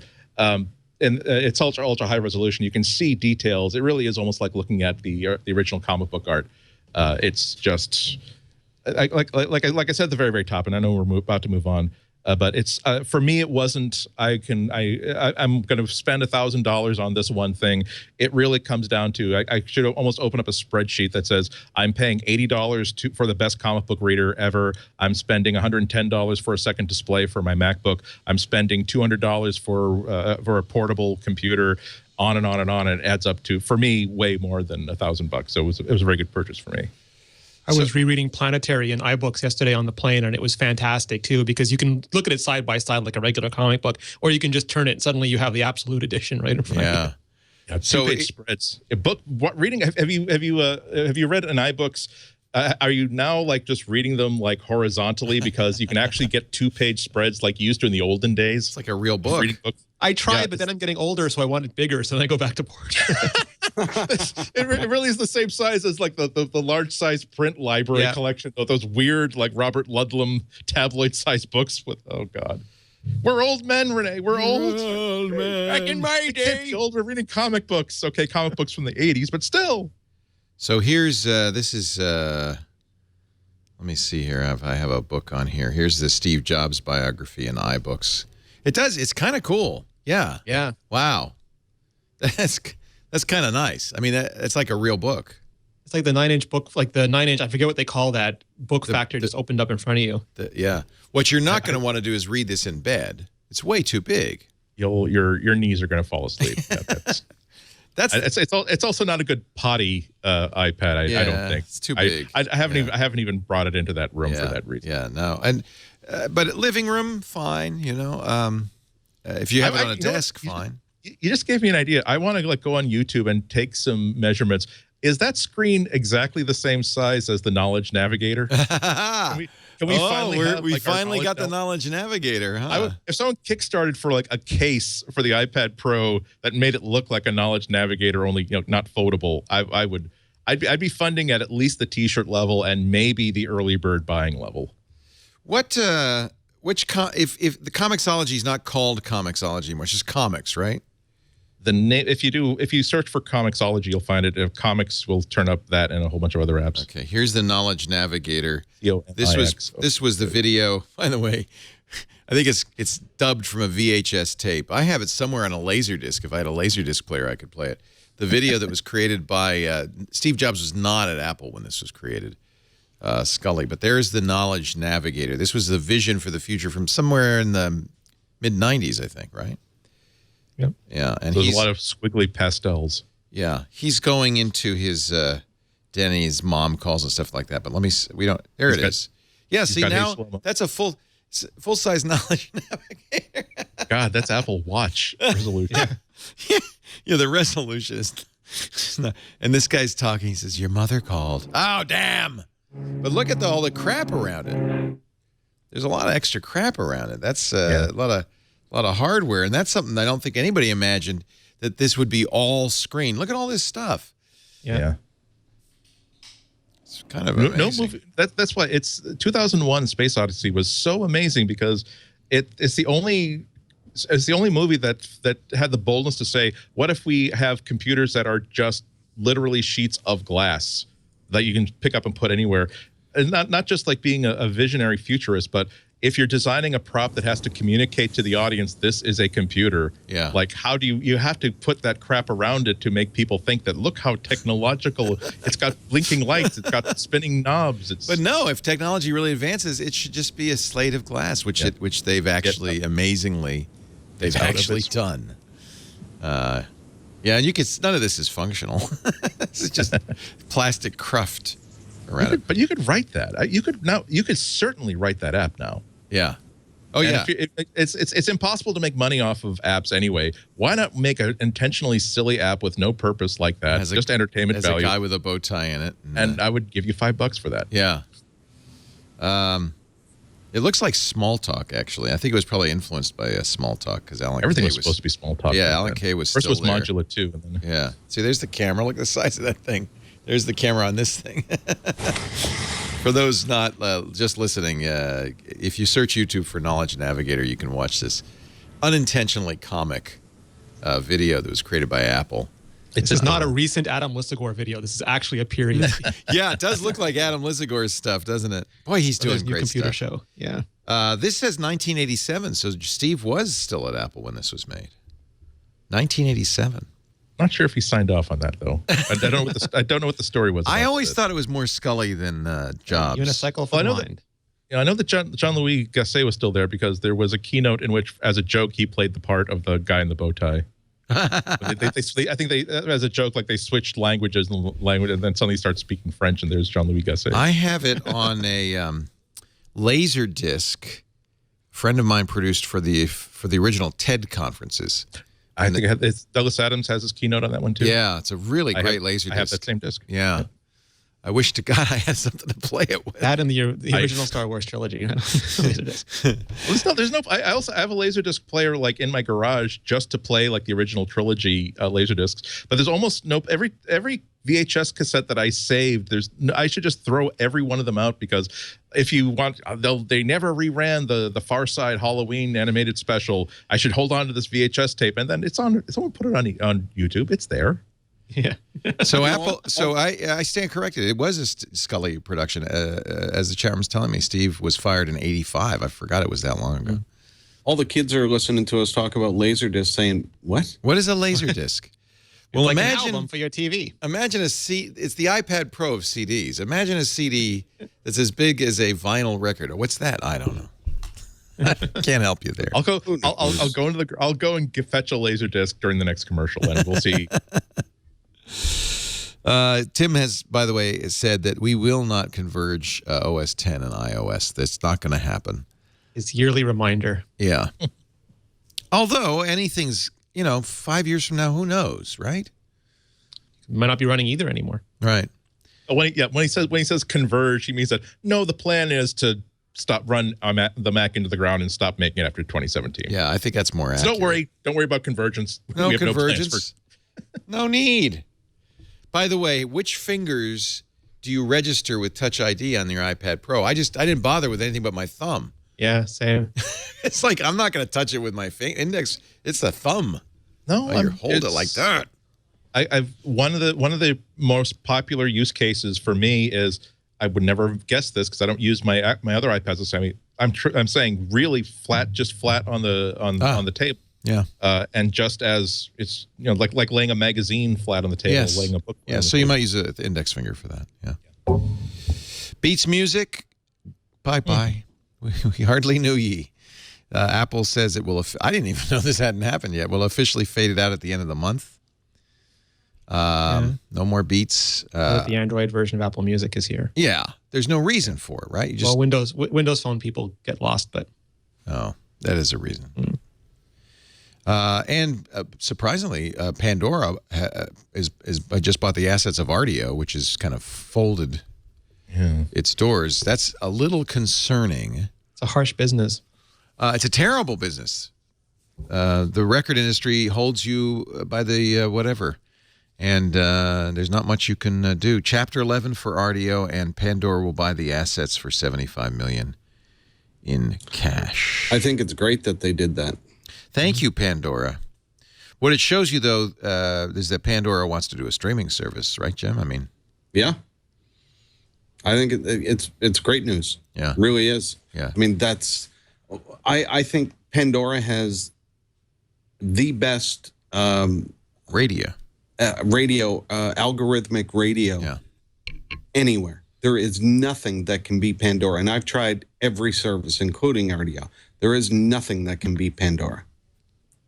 And to think that they're going to take that and the assets of Artio to have on demand and expand that service, that's going to be incredible. Take my money. Take it. The same questions come up, though, that came up when Apple bought Beats is, do the contracts that Artio has with the labels transfer over to the new owners? No, apparently not. They have to renegotiate those. That's correct. Yeah.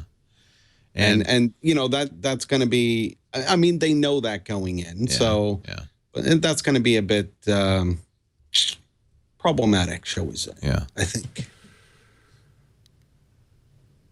Record industry are easygoing guys. They'll just understand if we all work together. It seems like a big kerfuffle, but it really isn't. Just change some names and just have a sandwich together, and that'll do it. Kumbaya. That's their theme song. There's got to be a way that those two corporate behemoths can get together and find out a way to make sure that artists from the 60s and 70s don't get their proper royalties. They're united by a common love of screwing over musicians. So, Pandora's I don't know who is this guy is, probably COO or CFO. In the conference call where he talked about this, said that they didn't feel that they didn't feel that acquiring RDO made any sense. They acquired their intellectual property, which means basically the software that would allow them to do a RDO-style streaming service. Brian McAndrews said the company expects to offer an expanded Pandora listening experience by late next year, pending its ability to obtain the proper licenses. Let me see if I can find the number. I didn't realize this. Pandora's also bought Ticketfly. So they do concert ticket sales as well. I didn't know that. I didn't know that either. So Pandora's positioning is as any of these companies would be wise to do. I mean, Apple doesn't have to worry with Apple Music. It's not a core business. But Spotify and Deezer and Tidal and all these others have to really find other revenue sources because you cannot rely on the record industry. They don't like you. No. RDO was founded by the guy who did Kazaa and Skype, Jonas Fries, and owned partially by Radio Cumulus, which is a big radio group. Bought a 15% stake at, get ready for this, a $500 million valuation 2 years ago. Don't think they're getting their money out of that. Wow, things change. They really do. Pandora's struggling too. Pandora has 78 million users, mostly in the U.S. RDO, I think, was more of an international success. You have it in Canada, right, Rene? RDO we did, yeah. Yeah. Not Pandora. Right. Well, maybe that. Well, no. See, that's part of the license agreements of the labels, though. Yeah, and they're really hard to negotiate. Well, yeah. RDO will be winding down the RDO service, so if you have the app, that's going to be shutting down in the next couple of weeks. And as I said, there won't be anything from Pandora to replace it for a while. That's probably good news for Apple. At least a few people might look to Apple. RDO really was nice on the iPad. It was really gorgeous. Yeah. And it had community sharing and stuff. It had some nice features that seemed to fit very well with the iPad. Had a lot of fans. Yeah. Let's see. Tim Cook email regarding the incident in Australia. A manager at an Apple store threw out some Somali Sudanese students. They were, in school uniforms, but they said, we're afraid you're going to steal from our store. So they discriminated against them. Tim Cook said, it's not how we choose to do business. And he said, this is a learning moment. He called it unacceptable. What people have seen and heard from watching the video on the web does not represent our values, Apple's values. It is not a message we would ever want to deliver a customer or hear ourselves.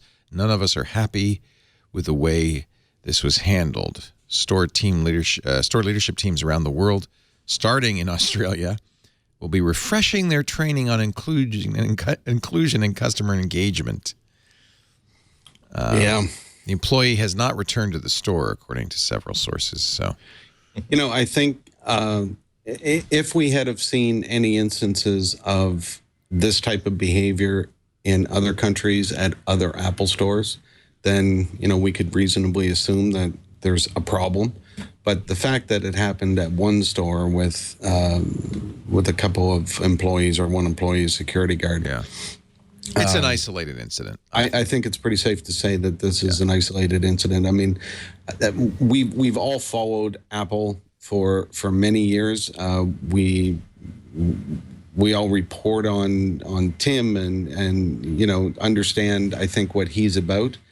And, we can say what we want about Apple products, but I think when it comes to Tim as a person and the leader of the company, I don't believe that he would condone behavior like this. No, clearly he does not. But it is something in a large institution that you have to do over and over. Like you have to do this training and repeat it over and over again, because you can't do it once and assume that it'll just stick. Yeah, it's good that they're doing that. One of the senior managers at the store in Melbourne greeted the same group a couple of days later of students, expressed a heartfelt apology on behalf of the store and of Apple, and reassured them that they and their classmates would always be welcome at the store. The school's principal later told a reporter she delivered her message with good grace, and one of the students says, "It feels like we have justice now." Yeah. And Tim pointed out the High Point store is quite diverse. People work in the store not only from Australia, but Egypt, Italy, India, and 5 other nations, 15 languages, including Urdu, Portuguese, Arabic, and Mandarin. So I think it's rare. It's always been clear in its hiring policies, Apple is quite diverse. A lot of people who look like Jim Dalrymple, for one thing. They let him in the store. But I do have to point out that one of our regular contributors, Owen J.J. Stone, Odocta, did experience what he considers a incidence of discrimination in an Apple store, and has told that story on Twitter a couple of times. So I don't know. I think it probably is an isolated incident. I know Tim Cook would not want it to happen, and is doing everything to keep it from happening. You got to be active about it. Yeah. That's such a nice offshoot of the relationship that Apple has with its customers. You feel as though you know this institution well enough to think about what they would and would not do. I think most companies are very concerned about issues like this, but you feel as though the senior management of Apple would be, we got to slap this down immediately and unequivocally. It's when you see a video like that, you don't think that that's the headline of a larger problem amongst all Apple stores. It's something that is really going to upset people at the front office. Let's take a break. Come back with some celebration in our neighbor to the north, and we'll join the party in moments.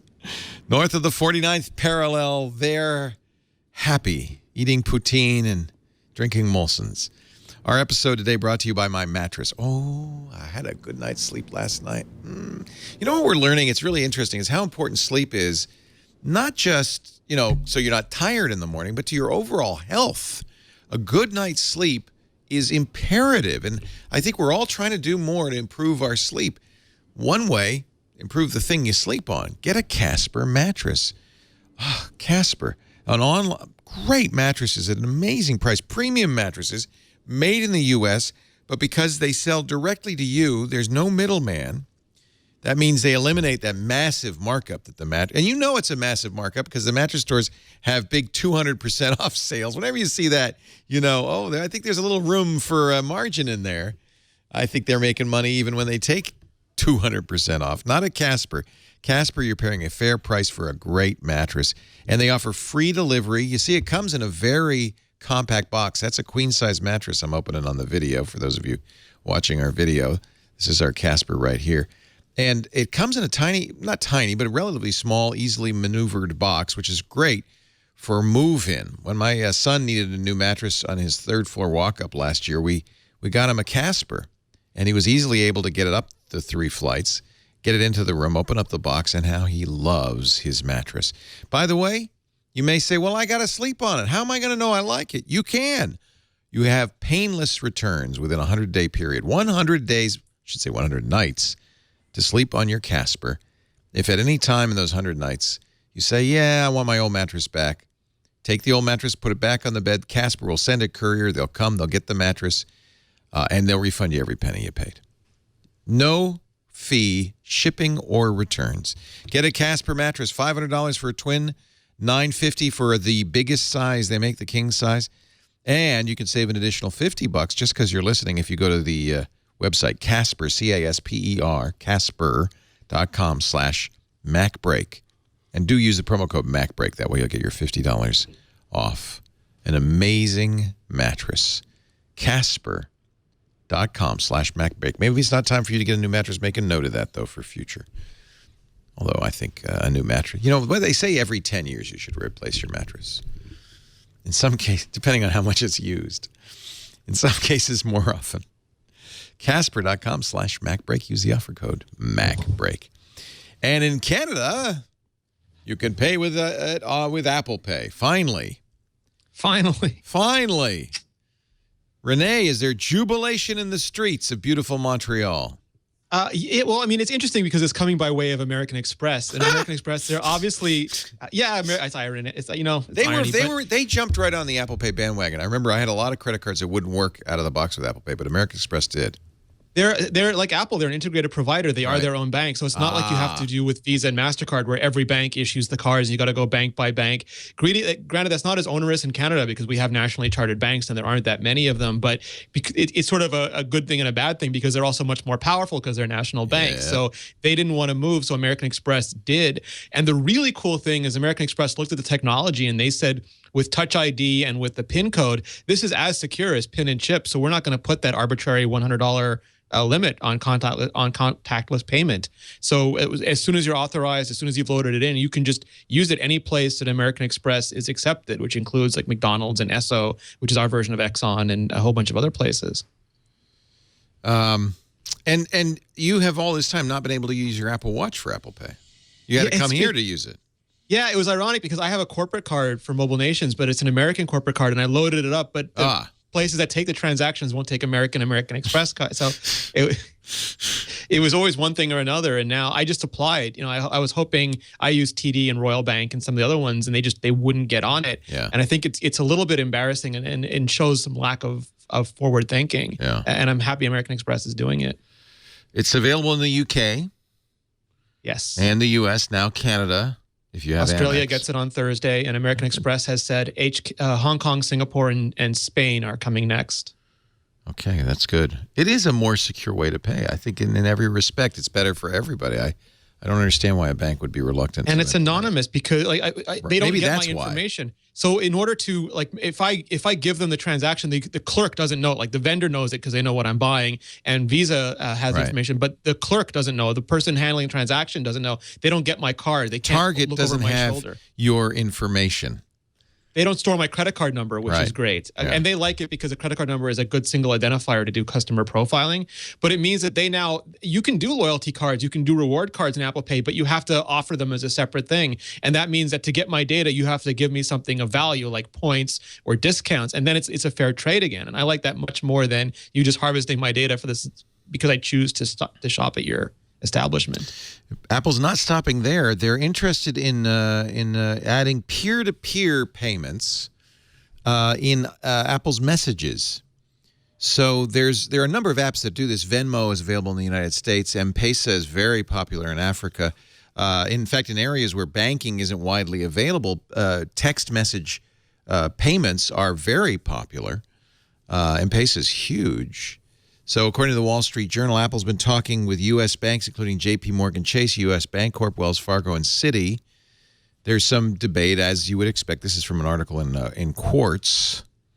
Some debate, as you might expect, about how to do the technical issues and who gets paid what. Apple apparently, according to Quartz, is willing not to make money off of peer-to-peer payments. They make money. They don't need to make money off of it. This is where Apple has a real advantage. And I guess the theory is they might implement it in messages. That's how you do it in text messages for M-Pesa. So there was a job posting, according to Quartz, for Apple Pay from November 2014 for a senior architect who had expertise in the money transfer space. They're a smart company. Anything that we can think of that'd be good for them to do, they've thought about doing it and looked into it. I'm sure. I mean, I think Facebook's been looking at something like that with Messenger. It makes sense in messaging apps. And, of course, it makes the messaging app more powerful, more important. Have you tried, speaking of that, the Notify app that Facebook released? Not. It's available on iOS, yes? Yep. I still limit my Facebook footprint, Leo. I mean, I open it up, it says on screen for 5%, background for 900 minutes. And I launched it on the iPad Pro, and it's got a keyboard from 1937 on it. So, all right. Apple's App Store has a better search engine, according to TechCrunch. Have you noticed the difference? Never was a very good search engine. Never. Yeah. It's one of those things that are like Apple does several things in parallel, and sometimes it's good and sometimes it's bad. Like the new news service, you have the news app where you have your news, but then you have the Siri news, then you have the shared links in Safari, but then you also have reading lists, and there's no sort of sanitized version of this. And this was broadly similar. It's just there was no one good way of doing it. I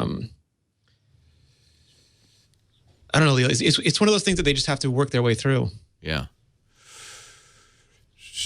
So like app search versus spotlight search, one would do nearest neighbor, one wouldn't. One cared about spelling, one didn't care about spelling. One would do search widening automatically, and one wouldn't. And you don't know why you're not getting the same results because all you see is a search box. It's much better. I saw your article about the App Store. Maybe some people were bit by this. A message that your app is damaged, delete it and reinstall. And this was due to a bad security certificate. Can you explain what happened? Yeah, so there were two different problems, and that's what sort of made it confusing. Is that one, Apple's original Mac App Store certificate expired, and that was a SHA-1 certificate, and they replaced it. Some people thought they forgot to replace it. They didn't. They replaced it a while ago with a SHA-2 certificate, but there was a bug in the caching system that didn't get the new certificate. It kept the old one around. So when the old one expired, apps just refused to run, and they would say that they were damaged, and you had to either log back into the Mac App Store or delete the app and re-download it in order for it to see the new certificate and run again. At the same time, some developers, to do receipt validation, were using a very, very old version of OpenSSL prior to 2005, to give you some sense of the context, and that couldn't handle SHA-2, so it would just fail and the app would not be able to successfully run.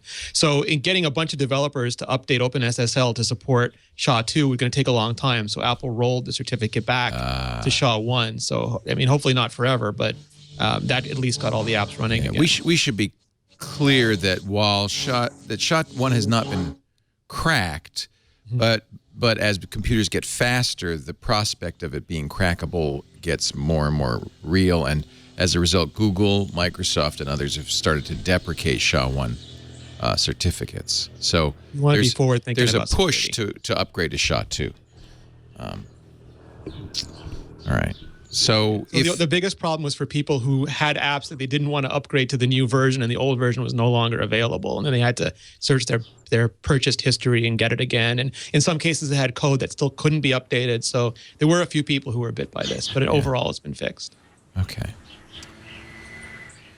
Let's see. What else? I know you've got to get out of here, Jim, so I'm trying to wrap this puppy up here. Any other big stories we don't want to miss, gentlemen? Apple TV videos just came out. Videos? What do you mean? YouTube.com/Apple. They've got 5 Apple TV spots. Oh. Very short, but it's nice to see that they're doing it. YouTube.com/Apple TV? There's HBO, just /Apple. There's an HBO, there's a Netflix, there's a Crossy Roads, yeah. Happy Duty. That's good for yeah. You know what I love? That it starts off with the color bars. So you make it looks like that looks like one of the keynotes, right? I'm surprised there's no Chinese. Just sure, Apple TV. Apple TV, sure. How? I love Crossy Road on the Apple TV.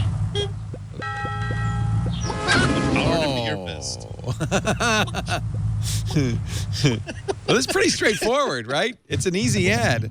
It's good to see because Apple TV was ignored for it was a hobby for a long time, and they didn't do TV spots, and they didn't do a lot of marketing behind it. Yeah, so these are 15 second. The Game of Thrones ones is good too. Ads are very short. There's Asphalt 8. Makes you want to play it. Yeah, that's all you need to do, really. It speaks for itself. It's interesting though. They're pushing the HBO one, Leo. Huh? Try the HBO one. Okay, let me see if I can get back there. Disney Infinity, right. HBO Now on Apple TV. Yeah. It features dragons. And Khaleesi, the mother of As any dragons. good commercial should. Yeah. That's not a spoiler at this point because that was it last season. You didn't know there were dragons in Game of Thrones. Yeah, right. What? There's dragons? Whoa. All right. Nice. Oh, now we're still seeing an ad for the iPad Pro. It's just nice to see again that they're putting some marketing behind the Apple TV. It's like a grown-up product. I'm now. embarrassed because I was watching an ad that I was sure was for an iPad Pro, and then it turned out to be a Surface ad from Microsoft. Oh. Whoops. Oh. Yeah. You got peanut butter in my chocolate. Let's see. All right. Let's take a break, but I'm going to let Jim go because he's got just a couple of minutes. And so when we come back, we're going to do our picks of the week. But Jim, I'm going to let you pick your heavy metal band of the week early. You know what? I'm going to do something different this week. Of course you are. It's still music, but I am going to recommend Pandora. And it's interesting that we just talked about it, but my parents were just here for 3 weeks. I tried every service out there to have like a 60s radio, something, music that we could listen to that they would enjoy. And I tried everything, and nothing came up with. Well, how many Perry Como albums are there on? Well, Apple no, Music? I'm talking 60s hits, 60s. Sounds good. My Beatles and stuff like that. So Pandora killed it. 3 weeks of listening to this station. Now, I've been a subscriber to Pandora for quite a while, so I also have Aussie stations / Megadeth, Metallica stations, and they just kill it every single time. So go get Pandora. Yeah. I've been a subscriber to Pandora longer than any other music service. But, I have to say the radio's gotten better on a lot of these other ones. Still not as good. Doesn't even compare to what Pandora does. Yeah. Love it. You know what I use Pandora for? I don't want to buy Christmas music because then it's in my iTunes. So I deleted all my Christmas music, and I have so many Christmas stations. I have, let's see. Okay, pay no attention to the fact that I have Enya radio. That's somebody else put that in there, or Peter Gabriel radio, or John Legend. Pay no attention to that. U.S. Christmas radio, Christmas blues radio, Christmas decoration radio, Christmas choral classics, gospel Christmas radio. Good Lord, I have a lot of Christmas stations. Holy cow. You really can tell something about people when you look at their Pandora list. Stations, Quite a few Christmas stations, but they do a nice job. And that way, you don't have to buy this crap. You can listen for December. I think I even have like a Charlie Brown Christmas station. Just a lot of Vince Guaraldi. Thank you, James. Jim Dalrymple. He is at loopinsight.com. Thank you. Always a pleasure. We'll see you. Enjoy your Heine. Poor guy. People must think you're just drinking all the time. All the time. All the time. It's not true. It's not true. Well, it's not false either. Just keep saying it. Eventually, they'll name a blimp after you. All right. Thank you, Jim. Take care. Thanks, Leo. Our show today. Bye, Jim. Bye, guys. You stay here, Rene and Andy. You stay here. I just want to say goodbye to Jim. Yeah. It's lovely having him on. I'm glad we get to talk to him more often. Isn't it great? It's so nice. Yeah. Once we told him that we'd send him a case of Heineken every time he came on, it was a no-brainer. I can say that now. Our show today brought to you by lynda.com. Oh, I know you love to learn. People who watch our shows are lifelong learners. They're curious. They like to make things happen. They want to broaden their horizon. I think a lot of you like problem solving, don't you? Lynda.com's made for you. Everything you need to feed your curious mind. Over 3,000 on-demand video courses. That's the courses. Tens of thousands of videos. And not just technology, but business, creative skills. If you want to be a better photographer, want to learn how to use Lightroom or Photoshop, I bet you they're going to have a whole bunch of Lynda courses on iPad apps from Adobe. I bet you they may already have it for all I know. They have courses on iOS 9 app extensions if you're a developer. Swift 2.0 essential training. Yeah, already. Swift 2.0 just came out. But see, Apple works with, Linda works with the companies like Apple to make sure that when the software comes out, they've got the training already. And what's great about it is they have the best people who are enthusiasts, who are passionate. Look at that, building a note-taking app for iOS 9 with Swift. They know their stuff. They're working in the business. They're great teachers, but they also, they are professionals in the business. So you're learning from the best. Every course has a written transcript, so you can search the transcript and jump right to where you want. They're divided up in a nice way, so you don't, I like to watch from beginning to end, but you don't have to. You can jump around. You can watch a chunk at a time. There's producing professional podcasts. That's awesome. There's Deke McClellan. I love Deke, his techniques. He's one of my favorite photographers and Photoshop gurus. Universal Principles of Design series. If you always wanted to learn about design, you learn a single design principle in detail, in depth, every other week, ranging from the tried and true, the ones everybody has to know, to new design concepts. I think Linda's got it. And we've got it for you. You can do 10 days, as many courses as you consume in that time, free run of the place. That's one of the things I like about it. You don't have to decide ahead of time what you want to watch. When you subscribe to Linda, you get everything. Look at that, assembling MRI slices into a 3D volume. That's wild. Lynda.com/MacBreak.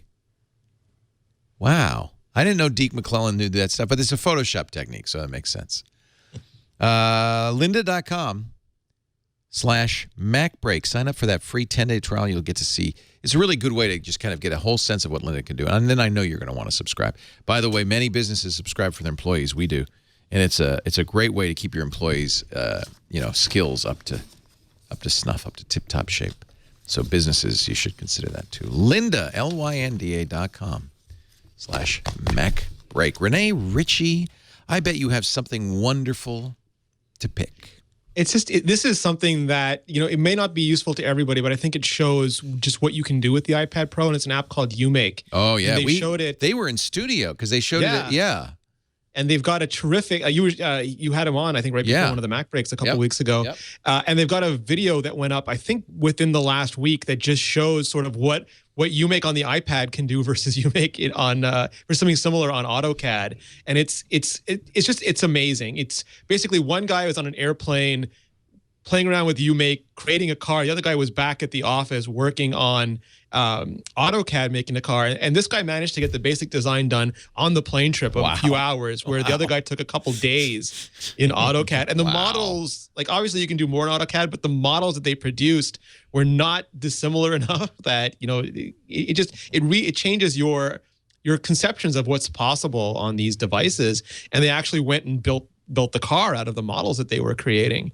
And it shows you that one of the things is it's hard to know what's possible because you're constrained by all your previous experiences and preconceptions. And then you give these tools to people who just think differently, and they make these crazy, amazing apps. And then I'm hoping that this kind of stuff and Coda and what Andy's going to talk about, we're at week 1 of the iPad Pro, and I can't wait to see where we get to over the next couple of months and the next year. YouMake.xyz.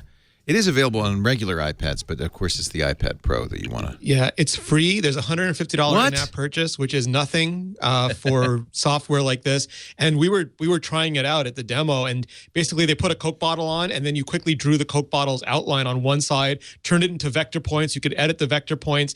Then you could spin it around to make it a 3D object, pull it up in 3 dimensions, start looking at it, and it was just amazing.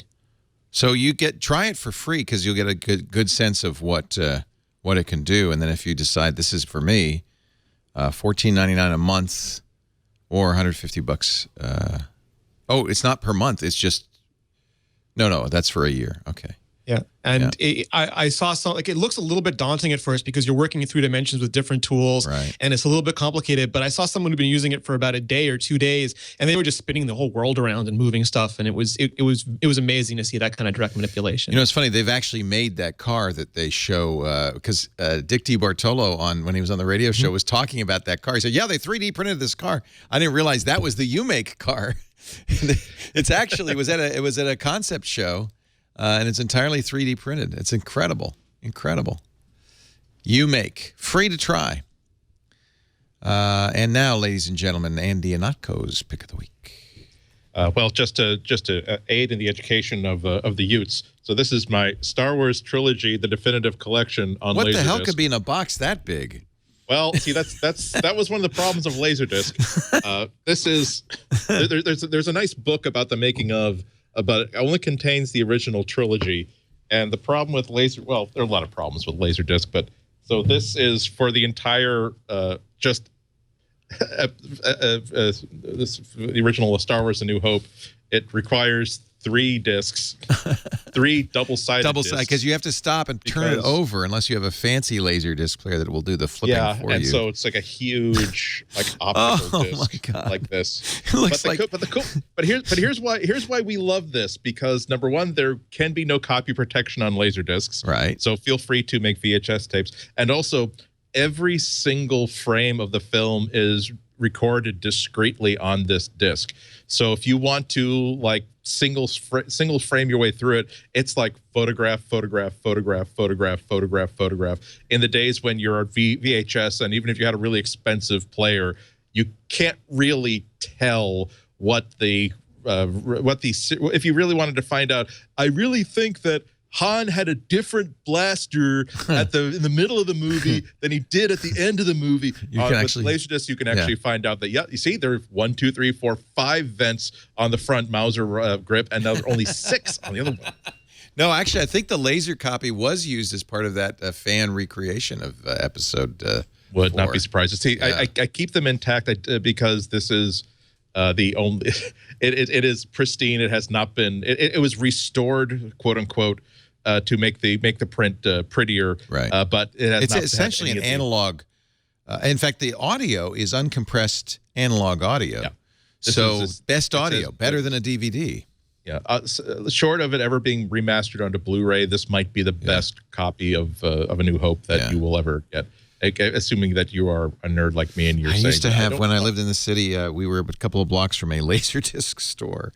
Yeah. And I would go in there, and even then, there weren't a whole lot of them, but it was fun. There were a lot of imports. They're audiophile ones. The one that really hooked me was the director's edition of The Abyss, James Cameron. Yeah. Because it's not only the actual disc, but because James Cameron was coming off of success after success, for the Laserdisc edition of The Abyss, a minor James Cameron movie, he actually convinced 20th Century Fox to let him reshoot the ending because they ran out of budget to shoot the original ending. So for the Laserdisc, they actually finished all the digital effects of the original editing. Wow. And plus, there are hours and hours of video in which they interview the most horrendous movie shoot in history. They got all the cast back to talk about what a horrible experience it was, how proud they were, but they would never did. Anyway, it was an audio file format. So once again, the next time you're complaining about, oh, geez, it's so hard to get movies onto my phone. Yeah, try to get this on your phone. You get no sympathy from us old people. But as far as Pick of the Week goes, we already talked about Procreate. I just want to enhance that, underscore that again. Everything we said earlier in the show still goes, but I wanted to just restate. Is that the drawing program of choice? Better than 53's paper? Better than... I like it more. 53's paper is, they made it into more of a Moleskine notebook sort of app. Now you can add text, you can do outlines, and it's got social sharing features. And so they also never got rid of the idea of this is simply a sheet of paper that you can draw stuff on. And the simplicity is really the advantage of paper. What I like about Procreate is that it kind of builds the best stuff between what Mac Paint was originally, which is just draw. Don't worry about it, just draw. Yeah. But nonetheless, having enough advanced features from you might see in an Adobe product, so that if you want to make a change, if you want to do things like layers, I would never have been able to do that Queen portrait if I had not the ability to do things in separate layers, so that the eyes are perfect, so that's on a separate layer, that's locked. Now I can move on to other things. If for $5.99, you really got to have it. And the more I use it, the more features that I discover with it, and the more stuff becomes easier with it, and the more ambitious I get with it. The reason why I wanted to talk about it again is just to say it is exactly what I hope from any piece of technology, any piece of software. I'm not here to benchmark things. I'm not here to say, here's how fast this is, and here's how this task that would have taken me 53 minutes and something else took me only 18 in this. What I really want is that there is something that I've been wanting to do or I've had an interest in that I was not enabled to explore without the use of this technology. And just as we discussed with Rene, I've never went to art school. I don't know how to use these things. I don't know what the techniques are, but I can just mess around with it. It is so much fun to mess around with. And now it's like I've been posting a drawing a day from Procreate. They're not really great, but they're fun. The thing that I posted today is an abstract thing that I just wanted to screw around with. And as always happened, I just kind of it started off with finally figuring out how to enable the art tools in the Notes app. It turns out that you have to update all of your notes to the new version of the iOS app, and that means you can't use any of your notes synced across any other device that's not running El Capitan or iOS 9. But I finally got it going again and just did some doodling, and then without even really thinking about it, started on something that was kind of interesting, then moved it into Procreate so I'd have more tools. And it's not a great piece of art, but I had a great time drawing it for 45 minutes. Yeah. And it's something that helps you to develop an interest and makes you happy you spent that 45 minutes doing whatever you did. Boy, that's not only worth $5, it's also worth the $100 for the pencil, and it's worth the $1,000 for the iPad Pro. So I'm not only am I happy with it, I'm grateful for apps like that. So that's Rene, is there somebody like me, no ability to draw at all, and I'd like to, now that I'm stuck with this iPad Pro, use it. Is there a drawing book or program or a course that you'd recommend to get started? Renee's going to have a better recommendation, but I'm going to send you a link to a column that Roger Ebert wrote about how he became someone who sketches every single day after hearing a lecture from somebody 20 years earlier who simply said that everybody can draw. And you just have to do it. You just have to do it. And that will get you motivated. That will break down any of your inhibitions about doing it. I will send you that link because it's a must read. Something like drawing from the right side of the brain or something like that. You can do all those. Like when I was a kid, I had how to draw comics the Marvel way, and it taught me about geometry and construction and all, like really good, solid basics, and plus superheroes, great. But it really, like Andy said, it's just you draw, and if you're nervous to start, trace. You start to at least develop the skills. And Linda might have some great courses too. I never even actually heard haven't checked. Yeah, they could. But the thing about Procreate that's so great, on the Debug podcast is going to be out on Wednesday. We sat down and spoke to James Kuda, who's the CEO of Savage Interactive, who makes Procreate, for about it in 2 hours or so. And he explained they built so much good stuff, like all the different, like you can customize that brush and the pencil and everything in there to an incredible extent. And they did great things with the rejection and with the predictive. It's just they care so much about that product, and it really shows. Boy, and you want to see something that demonstrates the speed of this thing. If you do a Gaussian blur, it's in real time. That's pretty impressive. It's magical. It feels like I remember the first time I picked up an Apple mouse in my hand and used a Mac for the first time, and how I'd seen things animated on a desktop computer screen before, but I'd never seen a mouse pointer that was just absolutely weasel-like speed responsive. There is no you are not interacting with an app. You are drawing on this pixel display. That's how fast this thing is. And with pencil, it's all of this hardware and software and operating system and APIs working together to produce the best experience possible, and it is 100% successful at that. Well, I get my pencil in 2 weeks, a little more, almost. Yeah, you do have 2 weeks to take that iPad Pro back and check the stores. Just check the stores today, Leo. You might be pleasantly surprised. Just like pop in a store and say, "Hey, hey." How durable are those pencils? I've seen some concern that maybe they're not that durable. I did. It's glossy, and so taking it out of the box, I dropped it right on my kitchen floor, and it still worked okay. Okay. Yeah. I mean, take care of it. It's an instrument, but my mom's an artist. I think, and she loves her iPad already. But I think this is for her. This is so we're getting my mom for the holidays. It's going to be your Christmas present. And an expensive one it is. I love you, Mom. Andy gave me life. Yeah, Andy Ihnatko, Chicago Sun-Times. He is our guy. Andy, he's the guy. And here's the link. Somebody posted it in the chat room to the Roger Ebert column, which I will have to read. You can draw, probably better than I can. Yeah. I handed. It was funny. I handed. He had his first experience with an iPad with my iPad because I saw him about a week and a half after it was released, and the first thing he did was draw my portrait with it because he was just an inveterate sketcher. Neat. So this would be a good place to start. Yeah. At RogerEbert.com. Good launch pad for inspiration. Yeah. Just don't get inside your own head. Just I think the one piece of advice that he took away was that just finish every single sketch you start. Okay. Doesn't matter if it's just a stick figure, but don't just draw the head. You have to draw the body and the arms, and everything you intended to draw, you have to draw. Rene Ritchie is at imore.com. Boy, if you get a new iPad or a new anything from Apple, you definitely want to run, not walk, to imore.com. Download the how-to articles they do, the reviews, the news. It's a great site. Thank you. You must visit imore.com. And then while you're there, check out the podcast, the Debug podcast. There are a great many podcasts now. And they're always fascinating, especially for Apple fans. There's just really a great wealth of stuff there. How to use Apple Pay, a guide for your Canadians. Yeah, I mean, people laugh, but like one of the things about it is that if you just see even a wizard on a computer, it's intimidating for people who don't know what's going to happen next, or what if I choose this option or that option. Right. So if you just walk them through it, it eliminates a lot of stress. Yeah, no, I'm with you. I think that when I get my mom that iPad Pro, I'll get her a subscription to imore.com. It comes in the mail every week, right? Glossy, right to your dog. Thank you, Rene. Thank you, Andy. I'm Leo Laporte. Thank you for being here. We do MacBreak Weekly every Tuesday, 11 a.m. Pacific, 2 p.m. Eastern Time, 1900 UTC. Love to have you in studio. If you can't watch live, just email tickets at twit.tv. We'll put out a chair for you. And, of course, even if you can't be here, you can always get on-demand audio or video of the show after the fact. We still have a lot of audio listeners, and we try best we can to describe what we're showing on the screen. But if you can watch it video, there's stuff to see, too. You can see Andy's shining face and his hat of the week. You'll find that at his giant disc. He's got a halo. Hallelujah. Saint Ihnatko. All you have to do. Thank you for acknowledging that. I didn't want to go out and say that myself. Saint Andy. He's the patron saint of Laserdiscs.